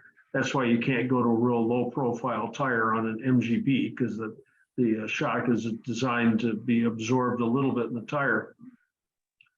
But I like those red bushings, so you can do the whole rear suspension. If the rear shocks, just as a rule, never go bad, fill them up, get some fluid, get shock fluid. You can get that from a motorcycle shop. You can buy from the suppliers. We used to have it made in 50 weight, just to make it a little stiffer. The front shocks are either good or bad. They either feel the same or they don't. If one side's bouncy and the other side isn't, you can just change one shock. But if you're going to change one, change both. The rebuilder in the United States that almost everybody gets their shocks from is Peter Caldwell in Madison, Wisconsin. And they do a wonderful job on MGB front shocks. No point in changing the springs unless the springs have collapsed, but that's really unusual. Taking the front end apart is a task. It's a lot of frozen stuff up there. You can try PB Blaster all day, but oh my gosh, some of that stuff is so frozen. It's really hard to get apart at home. There are pads between the front cross member and the body. Those are nice to change. But sometimes, depending on how bad stuff is and how stuff's moved around, you may have to re-shim the rack and pinion to make it align correctly. So I'm not telling you to go to Coney shocks or you know, all kinds of crazy stuff. The red bushings are nice. But if you don't want to go with the red bushings, then go with the factory bushings, but get the V8, the MGB GT V8 A-arm bushings. Hey, John, the reason the rear shocks never fail is because the shaft is on the top, the oil reservoir is on the bottom, and the oil can't leak out. Right. Yep. Yeah. It's really odd to find a bad rear shock. But the front shocks, if they start to leak, then they run out and then the wear accelerates and you can't get back. Anyway, Mark. But John, those re-arch springs that you have, what weight are you using for those re-arches? Because they usually ask you that question. Well, the car weighs 2,000 pounds, so that's 500 pounds a corner, right? Okay. I mean, just roughly. And that should be good. That should be good enough. Yeah. If you're talking about MGA or MGB, I have all the specs for the A shocks on my website. 125 pounds per inch spring rate and about 450 pounds total loaded weight, and the springs go straight when you do that. Okay. I have a big. So they're basically the GT springs and the regular Roadster springs are the same? No, the GT springs have an extra leaf. An MGB spring has got 6 leaves and a GT spring's got 7 because it's a little heavier in the back. So when you say take the springs to a shop, they would actually be building me new springs? No, what we told our shop, what I was told my shop is re-arch them, whatever that means. I don't even know what that means. And there's a furnace involved. And put it, press in new front bushing. It's dicey to do at home. And replace the second leaf. Just put a new one in there. Just throw the old one out and put a new one in there. Second leaf, not the first leaf, which has got the swirls, the curls in them for taking the bushings, but the second leaf, which is almost the same length as the main leaf. And that's when it takes the brunt of it anyway. I think the movement, and the car seems to have, like a traditional shock on a normal car, it seems to have a lot of sway. And I was thinking that all the shocks were, that should be replaced. But if it's just a matter of putting fluid in it, then, retake them in fluid, then that's another whole thing that I'll try it and see what happens. It'll save a lot of work, actually, Yes, and you access those rear shocks by a disc a little larger than a silver dollar on the extreme left and right of the battery of the shelf, the battery shelf. And you pop those out of the way, and underneath there is a bolt, a filler bolt that goes into the top. It's a 5/16 British size. It's one of the only British size things left on the car, except for the gasoline and the oil and the water. But anyway, 13 millimeter wrench will fit that just fine. So when I lift the car, would I lift it from, leave the tires let it hang and work on it then? Or do I just lift it on a ramp so the pressure's on the tire on the wheel? Well, to fill the shocks, you don't have to do anything. You just pull the top back and just fill them. And the fronts the fronts, you got to jack, sometimes you got to jack it up just a little bit to gain access, but you don't need to get the car up in the air or exercise it or anything to fill the shocks. Okay, I was kind of hesitant I'm not sure how that, I never did that. So I just wanted to make sure that I didn't take the bolt out and all of a sudden the car would sell and everything, Right. All of a sudden the car collapses and there's fluid all in your garage. Like a hydraulic jack, Yeah, no. And it's just hydraulic oil with a seal sweller and an anti-foaming agent, because it's getting beat around a lot and when you're driving, and normal hydraulic oil will foam up apparently. So I'll give it a shot. I appreciate your time. Thank you. Okay. Robert Davidson, who was at the birthday party. I think the linings in the order, we're talking about leading and trailing shoes here. Robert, are you still on? Don't hear Robert, but think of the linings in the order of a clock face. The front shoe should have a lining starting at 11. So that the top of the shoe should be open. The rear shoe should be the opposite. The open part should be at 5 o'clock. So anyway, there's leading and trailing shoes, but if you follow the picture in the hole on the shoe to accept the handbrake, you'll be all set. Hey, John, back to shocks. What fluid do you recommend for motorcycle fluid? Well, we used to have our own made by the Universal Oil Company in Ohio, and it was 50 weight. I don't know, Ed, what do you guys sell? Do you sell shock oil? No, we used to, but we don't sell it anymore. We just recommend motorcycle shock oil like that. Okay, so you get the heaviest weight motorcycle shock oil you can. Originally, the Shockol, SHOCKOL, that was made by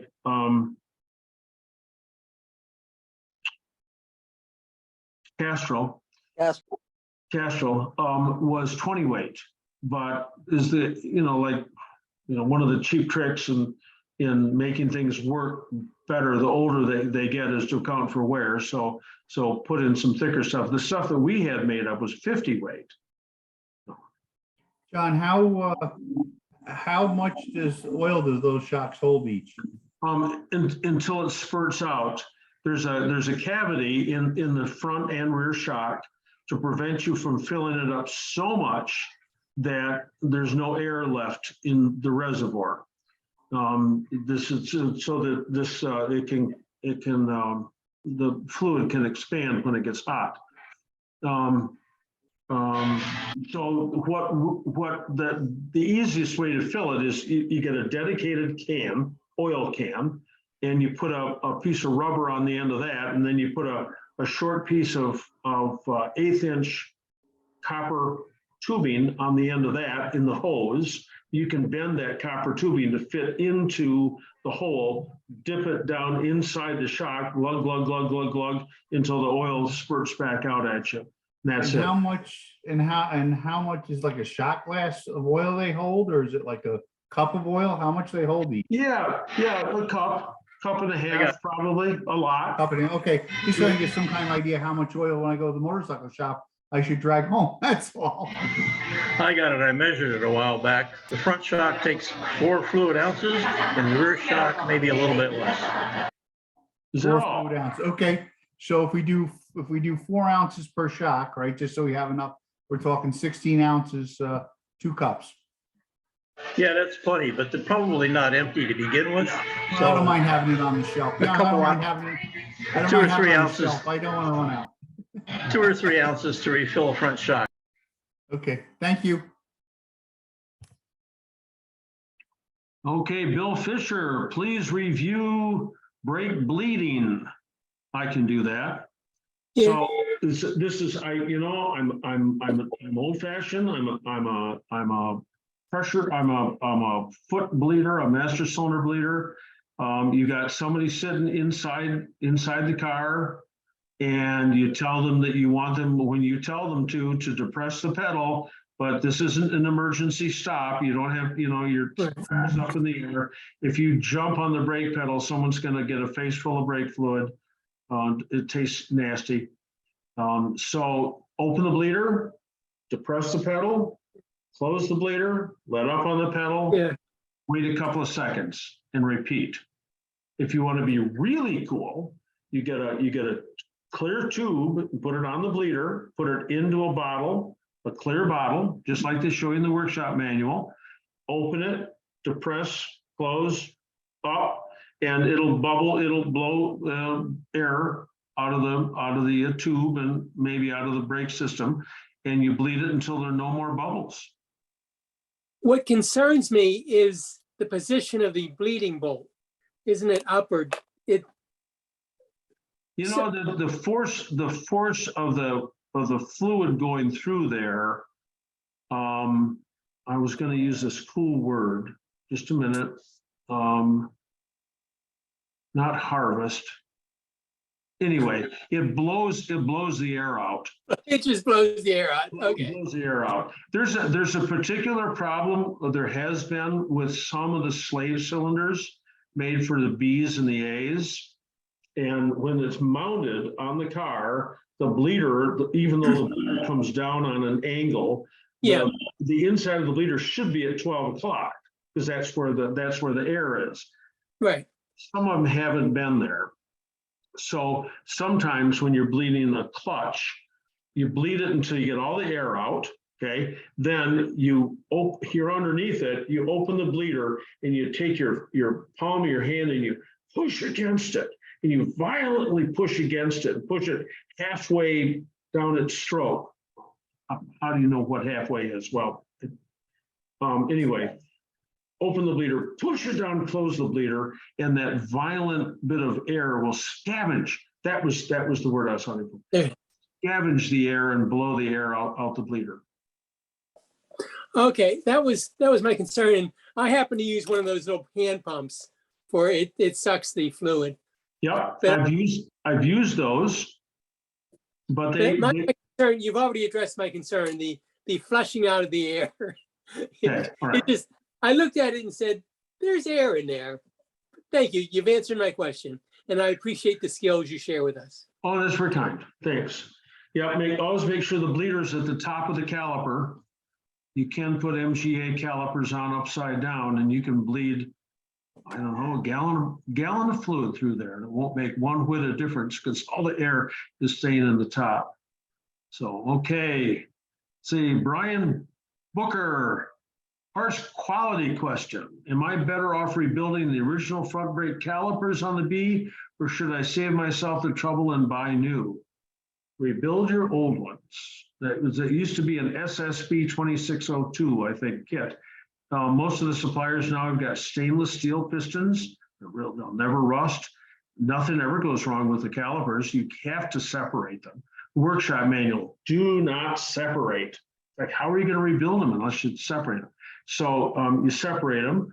You've got to be very, very careful putting in a steel ring around a dust seal. You can bend that up real carefully. That means that you take the old ones apart very, very carefully in case you've got to use that steel sleeve again. There's a washer, excuse me, an O-ring. It's not an O-ring, it's a square O-ring, 17H 7946 or something. It goes between the two caliper halves. You want to get a new one of those. And you want to clean up the mating surfaces real well. And pay attention to how the pistons are aligned.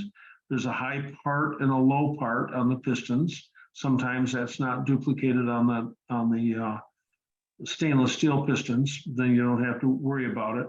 MGA pistons, they want the high part at the top, and MGB, they want the high part towards the rear of the car. Don't know. It has to do with angling the pad. Must have to do with the noise, the squealing. In attempts to get the squeal to stop.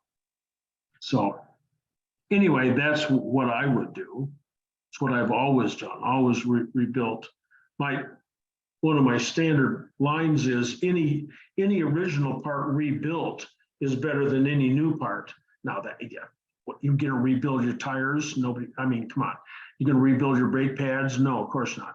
So obviously that has limits, but things like switches in the dash or something or other, you know, sometimes you buy the new switches, the lettering isn't quite the same as the original. So if you get all brand new ones and they're all matched, you know, okay. But if you get one that looks a little weird, if you're even concerned about that kind of stuff, you've got form and you've got function in the parts coming to us today.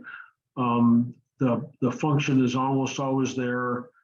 Sometimes the form isn't. It's just is the way it is. So, what's the process for removing the hubs on a 1500 MGA wire wheels? We've already gone there. Hi, John, from Mark. Thank you. Curtis to everybody. I plan to change out my old radiator, water pump, and thermostat. This includes dealing with the air pump. Watching a YouTube video, the guy removed the air pump before assembly. I don't plan to go driving my MG in California anytime soon. Is this okay? Your car will run a lot better with the air pump off. Are you still on? This is from Curtis. Are you still on, Curtis? Curtis isn't on, but. Yep, I am. Okay, Yeah. great. Okay, so I'll get rid of the air pump. Get rid of the air pump. What year do you have? It's a 1980 MGB LE. Okay, so if you want to go to the show and you want to open up a bonnet and you want it to be Mr. Original, you got to keep it, right? Right. But if you want the car to run good, just get rid of it. Leave everything else in place. You got 2 charcoal canisters. That's a passive system. It's the evaporative loss control system. It's a great system. It doesn't hurt anything. It does good things. But the air pump itself, the air pump, the rail that goes down the spark plug side of the engine, yes, that comes out. You can get socket set screws. That's just a American 7/16 thread. You get socket set screws. You can put those in there. That works great. Coming around the top of the thermostat housing, there's a clip there that holds an air pipe, and that comes around to the gulp valve. So okay, the gulp valve comes out off. The bracket comes off the manifold. The nut and the couple washers go right back in. The gulp valve runs to the center of the intake manifold, where it goes into a 90-degree fitting right into the manifold. That is probably loose. When you grab it, you can probably lift it out of there anyway. If not, you can get a pair of pliers and just give it a little bit of a tweak and it'll come out. That you want to tap 1/4 inch NPT, National Pipe Thread. 1/4 inch NPT. You wipe the flutes of the tap with grease so the swarf doesn't fall into the intake manifold, although it doesn't seem to make any difference if it does, but geez, no point in aggravating it. So anyway, paint the flutes of the tap and then put the tap in about 2/3 of its length. And then the hot setup is to get another quarter NPT socket set screw. Those are really nice and it looks really finished. But you can go to the hardware store too and get other 1/4-inch pipe plugs.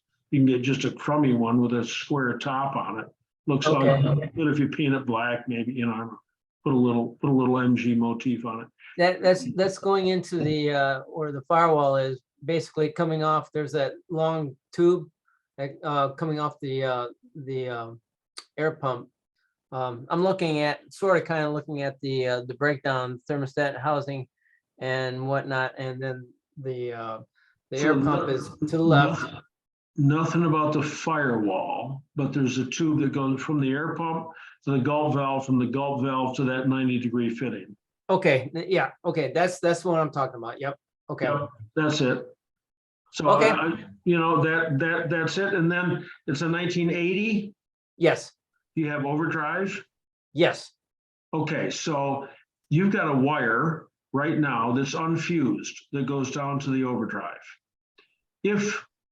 When that chafes and dead shorts, it'll burn up your whole wiring loom from your gearbox all the way over to your key switch.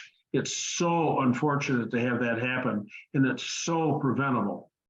So right now you have either a bare wire, not a bare wire, a single wire encased in a black sheath, or you've got that same wire in a 3-wire loom that goes down to the gearbox. And this wire is white with a brown tracer. Okay. Find that wire, snip it, and butt connect a 10 amp fuse into that wire. Now, if it chafes, it'll blow the fuse before it'll burn up your wiring. Oh, wow. Then I'll have to look at that. I mean, that's you good can- information. I mean, Yeah, I really don't know exactly what you're saying, but okay. when Well, I get anyway, it up- you want to fuse the overdrive circuit. I've got a picture on what to do. I don't know if it's up on my website or not, but you can email me and I'll send you what you need. Okay, sounds very good. And Thank then there's what's called a TCSA switch, a transmission controlled spark advance switch, which is located on the brake master cylinder box. So there's a tube that comes from the intake manifold to it, and from it goes down to the vacuum advance unit on the engine, so that the vacuum advance only works in 4th gear. Federal emission stuff. It's craziness. So plumb the vacuum advance from the distributor directly into the intake manifold. So, but I've got this information for you, and if you want to call, I can explain it in a little more time. So. Okay, sounds good. Thank you very much, John. You can, if you're by your car and you got an iPhone, we can FaceTime and you can point at stuff and I'll tell you. Hey, John? Yes. John, if I- one thing on the air pump, there's quite a market for those air pumps in California. That I want to talk to you Want to about. sell them. Okay. We get calls for those all the time, the air pumps, because California has to have them on the cars. So yeah, we sell used ones if we can get them to California shops usually. Okay, so Curtis, don't discard this. Contact Ed at Abingdon Spares. Like the city where they made the MGs. I mean, you can just put them on eBay or something like that. We don't mean to do it that way, but we often get calls for those. So I know that California is looking for those pumps to get the cars back original air pollutions that they can. Yeah. He may plug up his cat if he disconnects that air pump. What's that? You may plug up your catalytic converter if you disconnect that air pump. If you leave the air pump on, you'll plug it up because it gets so hot. So take the cat off, you don't worry about it.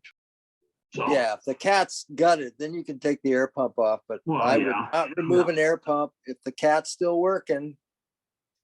That cat needs that oxygen in order to work. But and without the oxygen, doesn't work.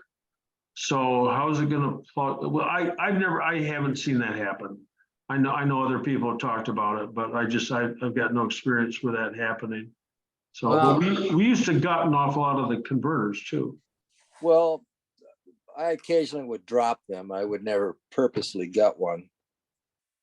Well, gentlemen, I'm going into a place where I've never gone before. I mean, I drove a MG when I was stationed over in England, and I let this Brit guy handle the mechanical. Boy, was that a mistake. So now we're 40 years later, so I'm getting good information, and so you guys won't steer me wrong. So thank you.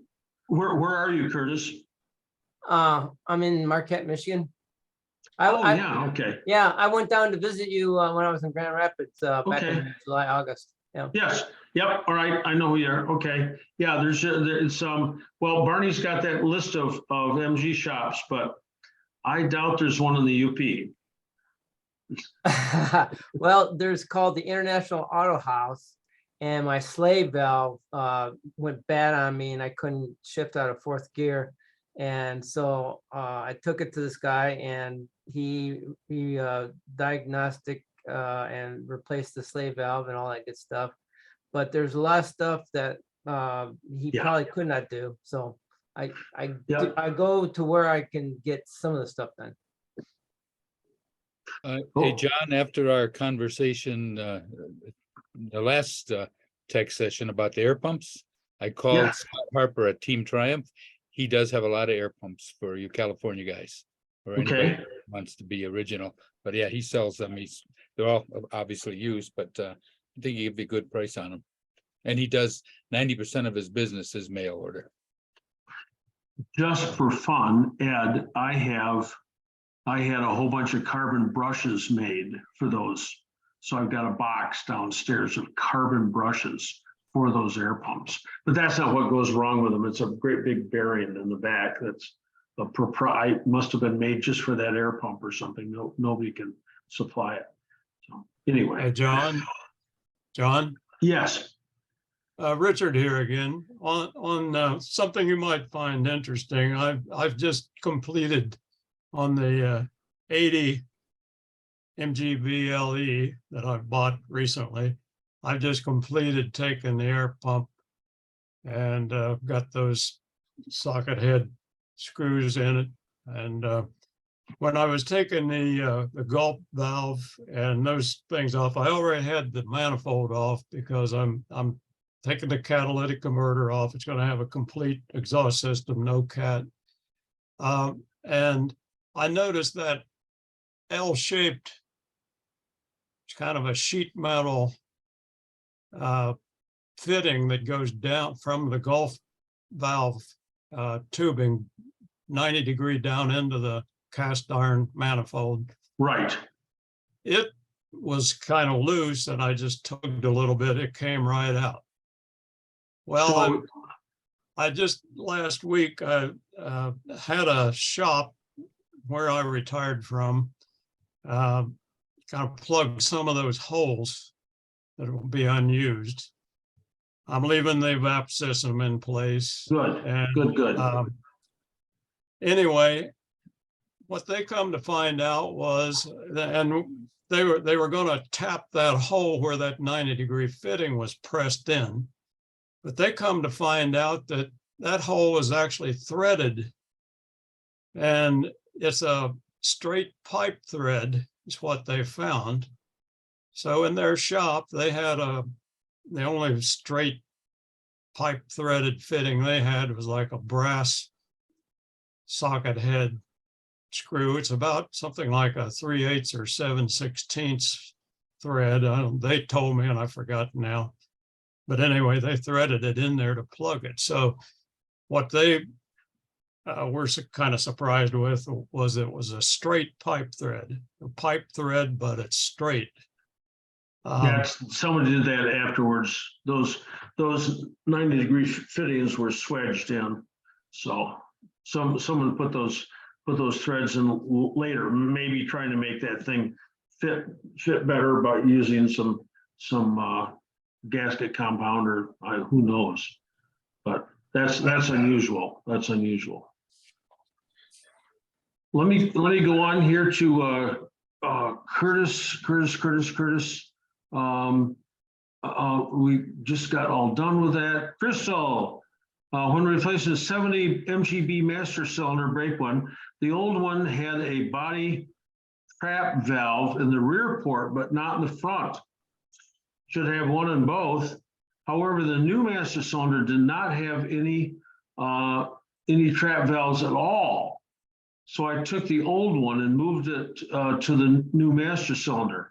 You did not mess up, but there should be one in both. I've noticed that. I forgot to mention that before, but there's a one-way valve, and it's designed to keep a little bit of pressure in the brake system.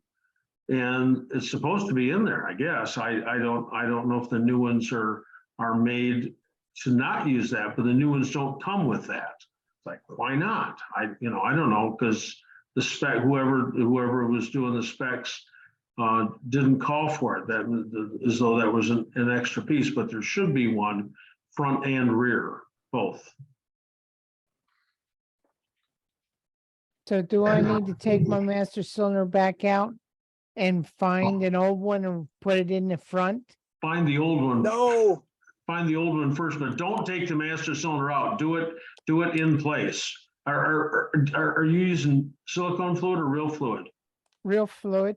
Oh, yeah. Yeah, I know. You only need that with drum brakes. You don't need it with disc brakes. There's no return springs on disc brakes. You don't need a residual pressure check valve for drum brakes. But the master cylinders had them. The master cylinders had them front and rear on all MGBs. Okay. In all Domestic niches. cars only use it on drum brakes. On the drum. So if you were going to use it, you'd only use it in the rear circuit. That's the only place you need it. Okay. All right. Awesome. Thank you. You saved me a lot of work. Okay. All right. Now we got Move It with the Canadian penetrant. TF Restoration, rebuilt wheel cylinders, master cylinder, all new shoes. The pedal is hard, but the car just won't stop. David Sander, yes. The most common thing is that you get the wheel cylinders on backwards. You get them upside down. So the front cylinder should be pushing downwards. If the front cylinder is pushing upwards, you got no brakes. Just doesn't work. So you don't have to take it all apart to look, but you can look through and look at the adjuster, and on the front, the adjuster should be sitting on the bottom of the front wheel cylinder. So, David. That was the first thing I checked because I was sure that was it. But those were right. Okay, then it has to do with the coefficient of sliding friction apparently on the pads. So you can go out and bed them in, for 50 miles or 100 miles. And if that doesn't do it, you got to get other brake shoes. See if you get I don't know, once they took the asbestos out, everybody's been trying all this different stuff. And every now and then I hear about people that the brakes just, that they just don't work. And I don't know. If the brakes are hard, then they're working. So it must be the slipperiness of the shoe, I guess. Try some other shoes, maybe. I don't know. I'll try that next. You gotta have something because you can't drive it when it doesn't stop. The car also has 50-year-old tires on it, so I keep going around and around. I can't drive it because the tires are old. If I replace the tires, I'll have to fix the brakes because then I can drive it. Probably just as well that what do you got? Some old bias fly 550 15s that are original or something? Yeah, and they're the Dunlops, which you can't get anymore. They still look fine. They don't have any miles on them, but they're like hockey pucks. Driving the car about 10 years ago and got a yellow light, so I hit the brake. Well, the wheels locked, but they didn't make any noise and they didn't stop. Okay, right. Robert Davidson forgot to add about the brake shoe linings on the right rear lining. You can read this. It has to do with the position of the shoes. And Blair Weiss to David Sanders says replace those rock hard tires. So it must be, it doesn't, that place in Chattanooga or Hershey, PA. Coker? Yeah, they must have tires that look so much the same. Yeah, Coker has that. And when I went to the Firestone store, they actually could get them through Coker with a Firestone brand on them, not Dunlops, but Firestone. But I've put Redstains on because it's a better tire. Well, we're not talking about better tires here. We're talking about original tires. You've got to have, David wants an original look. Well, he keeps those old tires on another set of wheels and puts them on when he gets to the show field. Okay, there we go. We have it all sorted out. Yeah, I got those Vredesteins on mine. They're great. They're great, but now they're timed out now, I guess. Robert Gray, where can I find a brake master cylinder for a 55 TF 1500 from Ed Cook, who's also online tonight? So, because we got nobody here for, I don't know who, I don't know. Are those out of circulation right now, or? No, we have plenty of them. Okay. Yep. Have one on my TDs. No problems. TRW. Thanks, John. Dick Barkus, have new SU carburetors for my TF. How much oil goes into each? What kind of oil? Fill it all the way up. Whatever's excess spits out the top. And I like thicker oil, although everybody will argue all day that 90 weight gear oil is the same viscosity as 20 W50 or something or other motor oil. But look at it, feel it, it's thicker, feels thicker. So I always use 90 weight gear oil in the carburetors. If you don't like it, you can take it out and put engine oil in. The workshop manual asks you to use engine oil. Some people use ATF. Race cars don't even use anything. Maybe I should take mine out altogether. Well, they're always running their cars flat out, so that it's 90 weight. Thanks, John. Yeah. Mark, I heard you say, I heard what you said about silicone fluid. This is Mark. I think there's several advantages. Silicone does not absorb water, especially up north, when you store your car for 6 months. That's true, but it will absorb some water, and it separates, absolutely. It doesn't mix at all, and so it still will cause some problems. But if you bleed your brakes every year, like you should, then this is a moot point. Also, my MGA has calipers all around, and I had replaced the rubbers after 30 years, and they look great. No pitting of the white metal on the calipers, still looked wonderful. When I did my 80 MGB, the MGA racers were using silicone because of the temperature issues. Okay, most MG people seem not to change the fluid on a timely basis. That is a fact. So it's yeah, I'm just obviously reading over here in the chat section. So Julian H to everybody, questions about timing and how to time a 78 MGB. Okay, Julian, are you still online? You've been waiting all this time for your answer. 8 from the end. So you disconnect the vacuum advance, rev the engine up to 3,000 or 4,000 RPM, wherever the mechanical advance stops, and you set your timing at 32 degrees there. 32 at full mechanical advance, vacuum disconnected. All MGs. 1945 through 1980, not the V8s, not the twin cams, all the other ones, midget 1500s, they're all 32 degrees before top dead center. Vacuum disconnected, full mechanical advance. Don Bueller, John, what is a preferred choke cable for a TD? Braided or solid wire? Braided. Oh, for sure.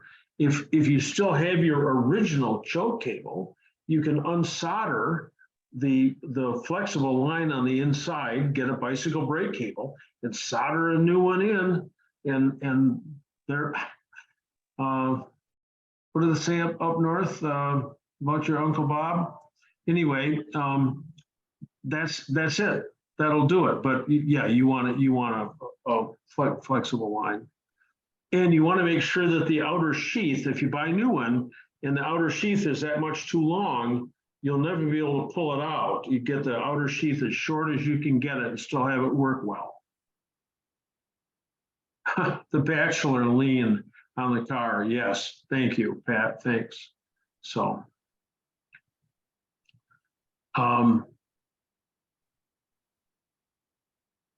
so anyway, this is Julian again, 78B, timing way off, changed with Lucas distributor. Electronic problem is rotor not pointing to cylinder number 1. Well, it doesn't have to point at cylinder number 1. The only thing is that the wire, wherever it's firing, if the rotor's pointed at 10 o'clock, if the rotor's pointed at 10 o'clock when it's firing on number 1, you only have to put the number 1 wire there, 1, 3, 4, 2 from there. Normally, it's 1, 3, 4, 2 anti-clockwise from 1 or 2 o'clock for an MGB or an MGA, but it doesn't have to be there. And remember, there are 2 top dead centers, so the engine has to go through 720 degrees to get the full movement here. So your timing chain is not off. It's not off. And Julian, if you're still around, if you're still listening, call me. I can help you out a lot with this. So, John, where do you buy your hats? It's gone away, but it's the last set that I got. I buy about 10 at a time. The last set I got were from Failsworth, Failsworth. Do they still have this style? I don't know. Last time I went to buy them, oh my gosh, I bet I spent 2 hours looking at every friggin' hat vendor in England. And finally I found these, so I bought enough of them so I wouldn't have to go back. They make them in batches. They go in and out of popularity. I've worn the same style hat since 1972, the same style glasses, and although now I got a black rim on them, same style glasses since 1971. Is it necessary, Mark asks here, is it necessary to bench bleed a brake master cylinder? I'd say no. It's fine, you can, but all it means is you're going to be dripping brake fluid on the fender and on the inner fender. If you're doing silicone, that's not an issue. But if you're just doing real fluid, just make sure all the fittings are really tight and open, down, close, up, wait a couple of seconds. Open, down, close, up, wait a couple of seconds. Just bleed it like that, or a vacuum bleed. And here, Pat says you can plug up your catalytic converter if you disconnect your air pump, but I personally haven't seen that. Bruce McPherson, that's worth the price of admission tonight. Something that was said. So Pat, sorry for the interruptions. That's okay. If you're using DOT4 fluid, what has to be done to convert it to synthetic? I just bleed it out. I bleed it dry and then put the silicone in, but be prepared for leaks. Silicone fluid, I don't know, maybe silicone fluid is slipperier, maybe the molecules are smaller. I don't know what's going on, but that's why when you get a cylinder rebuilt or some new cylinders say no guarantee with silicone fluid because they leak. The master cylinder leaks, you know, big deal, you can handle that. But if it's leaking down inside the wheel cylinder, that is a problem. Just expect leaks when you switch over. And there's no point in switching over. Stay with a .4 unless your car has been like totally restored, you know, totally. And it's beautiful underneath, you know, anyway. Okay. Here, Pat says he raced NASCAR for many years. Nobody used silicone fluid. That's, yep. And Saviero, can you replace a brake booster without disconnecting the brake lines on the master cylinder? Yes, you can, but I think you're going to want to disconnect it anyway. And if you're just very careful, bleeding it out isn't going to be a problem afterwards. It just, you can probably do it, you know, and wrenching the stuff around, but oh my gosh, what a hassle. What a hassle. Just get that thing out, get that master cylinder out of there. So. Thank you, John. Yeah, you're welcome. Hey, well, we're down to 95 people. We are at 9:33. So thank you for all those of you who have hung on for all this time. Go to that PayPal button on my website. Thank me for entertaining you for another week. Our next one is going to be, just a minute. It's going to be the 6th. So it's like 2 weeks from now, the 6th of February, and then the 20th of February. Oh, President's Day. George Washington is so lucky he's got 3 birthdays. He's got his original birthday on the Julian calendar, his reconverted birthday, which happened during his lifetime, on the Gregorian calendar. And then, of course, his birthday was moved to that Monday by the federal government, of which he was not aware. And who knows if he would have agreed, but the guy's got 3 birthdays. Anyway, the 6th and the 20th next month. And I do want to get on the 20th, I've talked to Blair, and he was going to come on and talk to us about with some intelligence, more than me, about LEDs, especially headlights, and getting the patterns right and so forth. And then I'm hoping to get, he calls himself Jack Horner, but Fred Horner on to talk more about the SU carburetors. So anyway, I want to thank everybody for being on tonight. It's a real rush. You know, a lot of talk about brakes. I thought that would just be sort of a filler, but oh boy, we had a lot of good comments here, and I thank everybody for weighing in with their information about PB Blaster and Froil and all those different penetrants. And thanks Bob and Gloria for reminding me that they're Duralast pads. I'll remember that until about tomorrow. Must be my hard drive's filled up. I don't know. You know, so. John, have we got 1 minute to spare? Sure. I got a comment on a faulty part that caused a very expensive repair. Just lost you again. Can't hear you, Barney. Try your unmute. Okay, how's that? Better? Yep, sounds good. All right, I just replaced the carbon release bearing in my clutch. I had rebuilt the engine in California, end of August, put all new clutch parts in it. 4 months, 8,000 miles later, catastrophic clutch failure. The carbon release bearing gave up the ghost. It's one of those. Yep. Oh, lost you again. Come back to us, Barney. Yep, okay. This is a power tune bearing, and we got a report about 5 years ago of an MGA release bearing power tune. And when the guy took it out of the box, the carbon ring fell out of it. And the carbon ring was soft enough to carve with your pocket knife. So this is another power tune bearing. This is supposed to be for MGB. And Moss is selling this thing. It has MGA style wire clips in it. It's too wide to fit in the cradle. Had to modify the cradle to get it in there.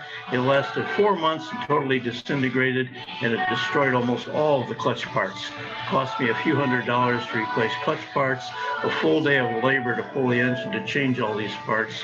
I got a full write-up on my website. I told Moss Motors they're aware of it, and we're going to see if they take it off the market. It's a Power Tune, and I think all of the Power Tune release bearings probably have soft carbon in them. You know, it was Power Tune brake shoes that we had problems with one time.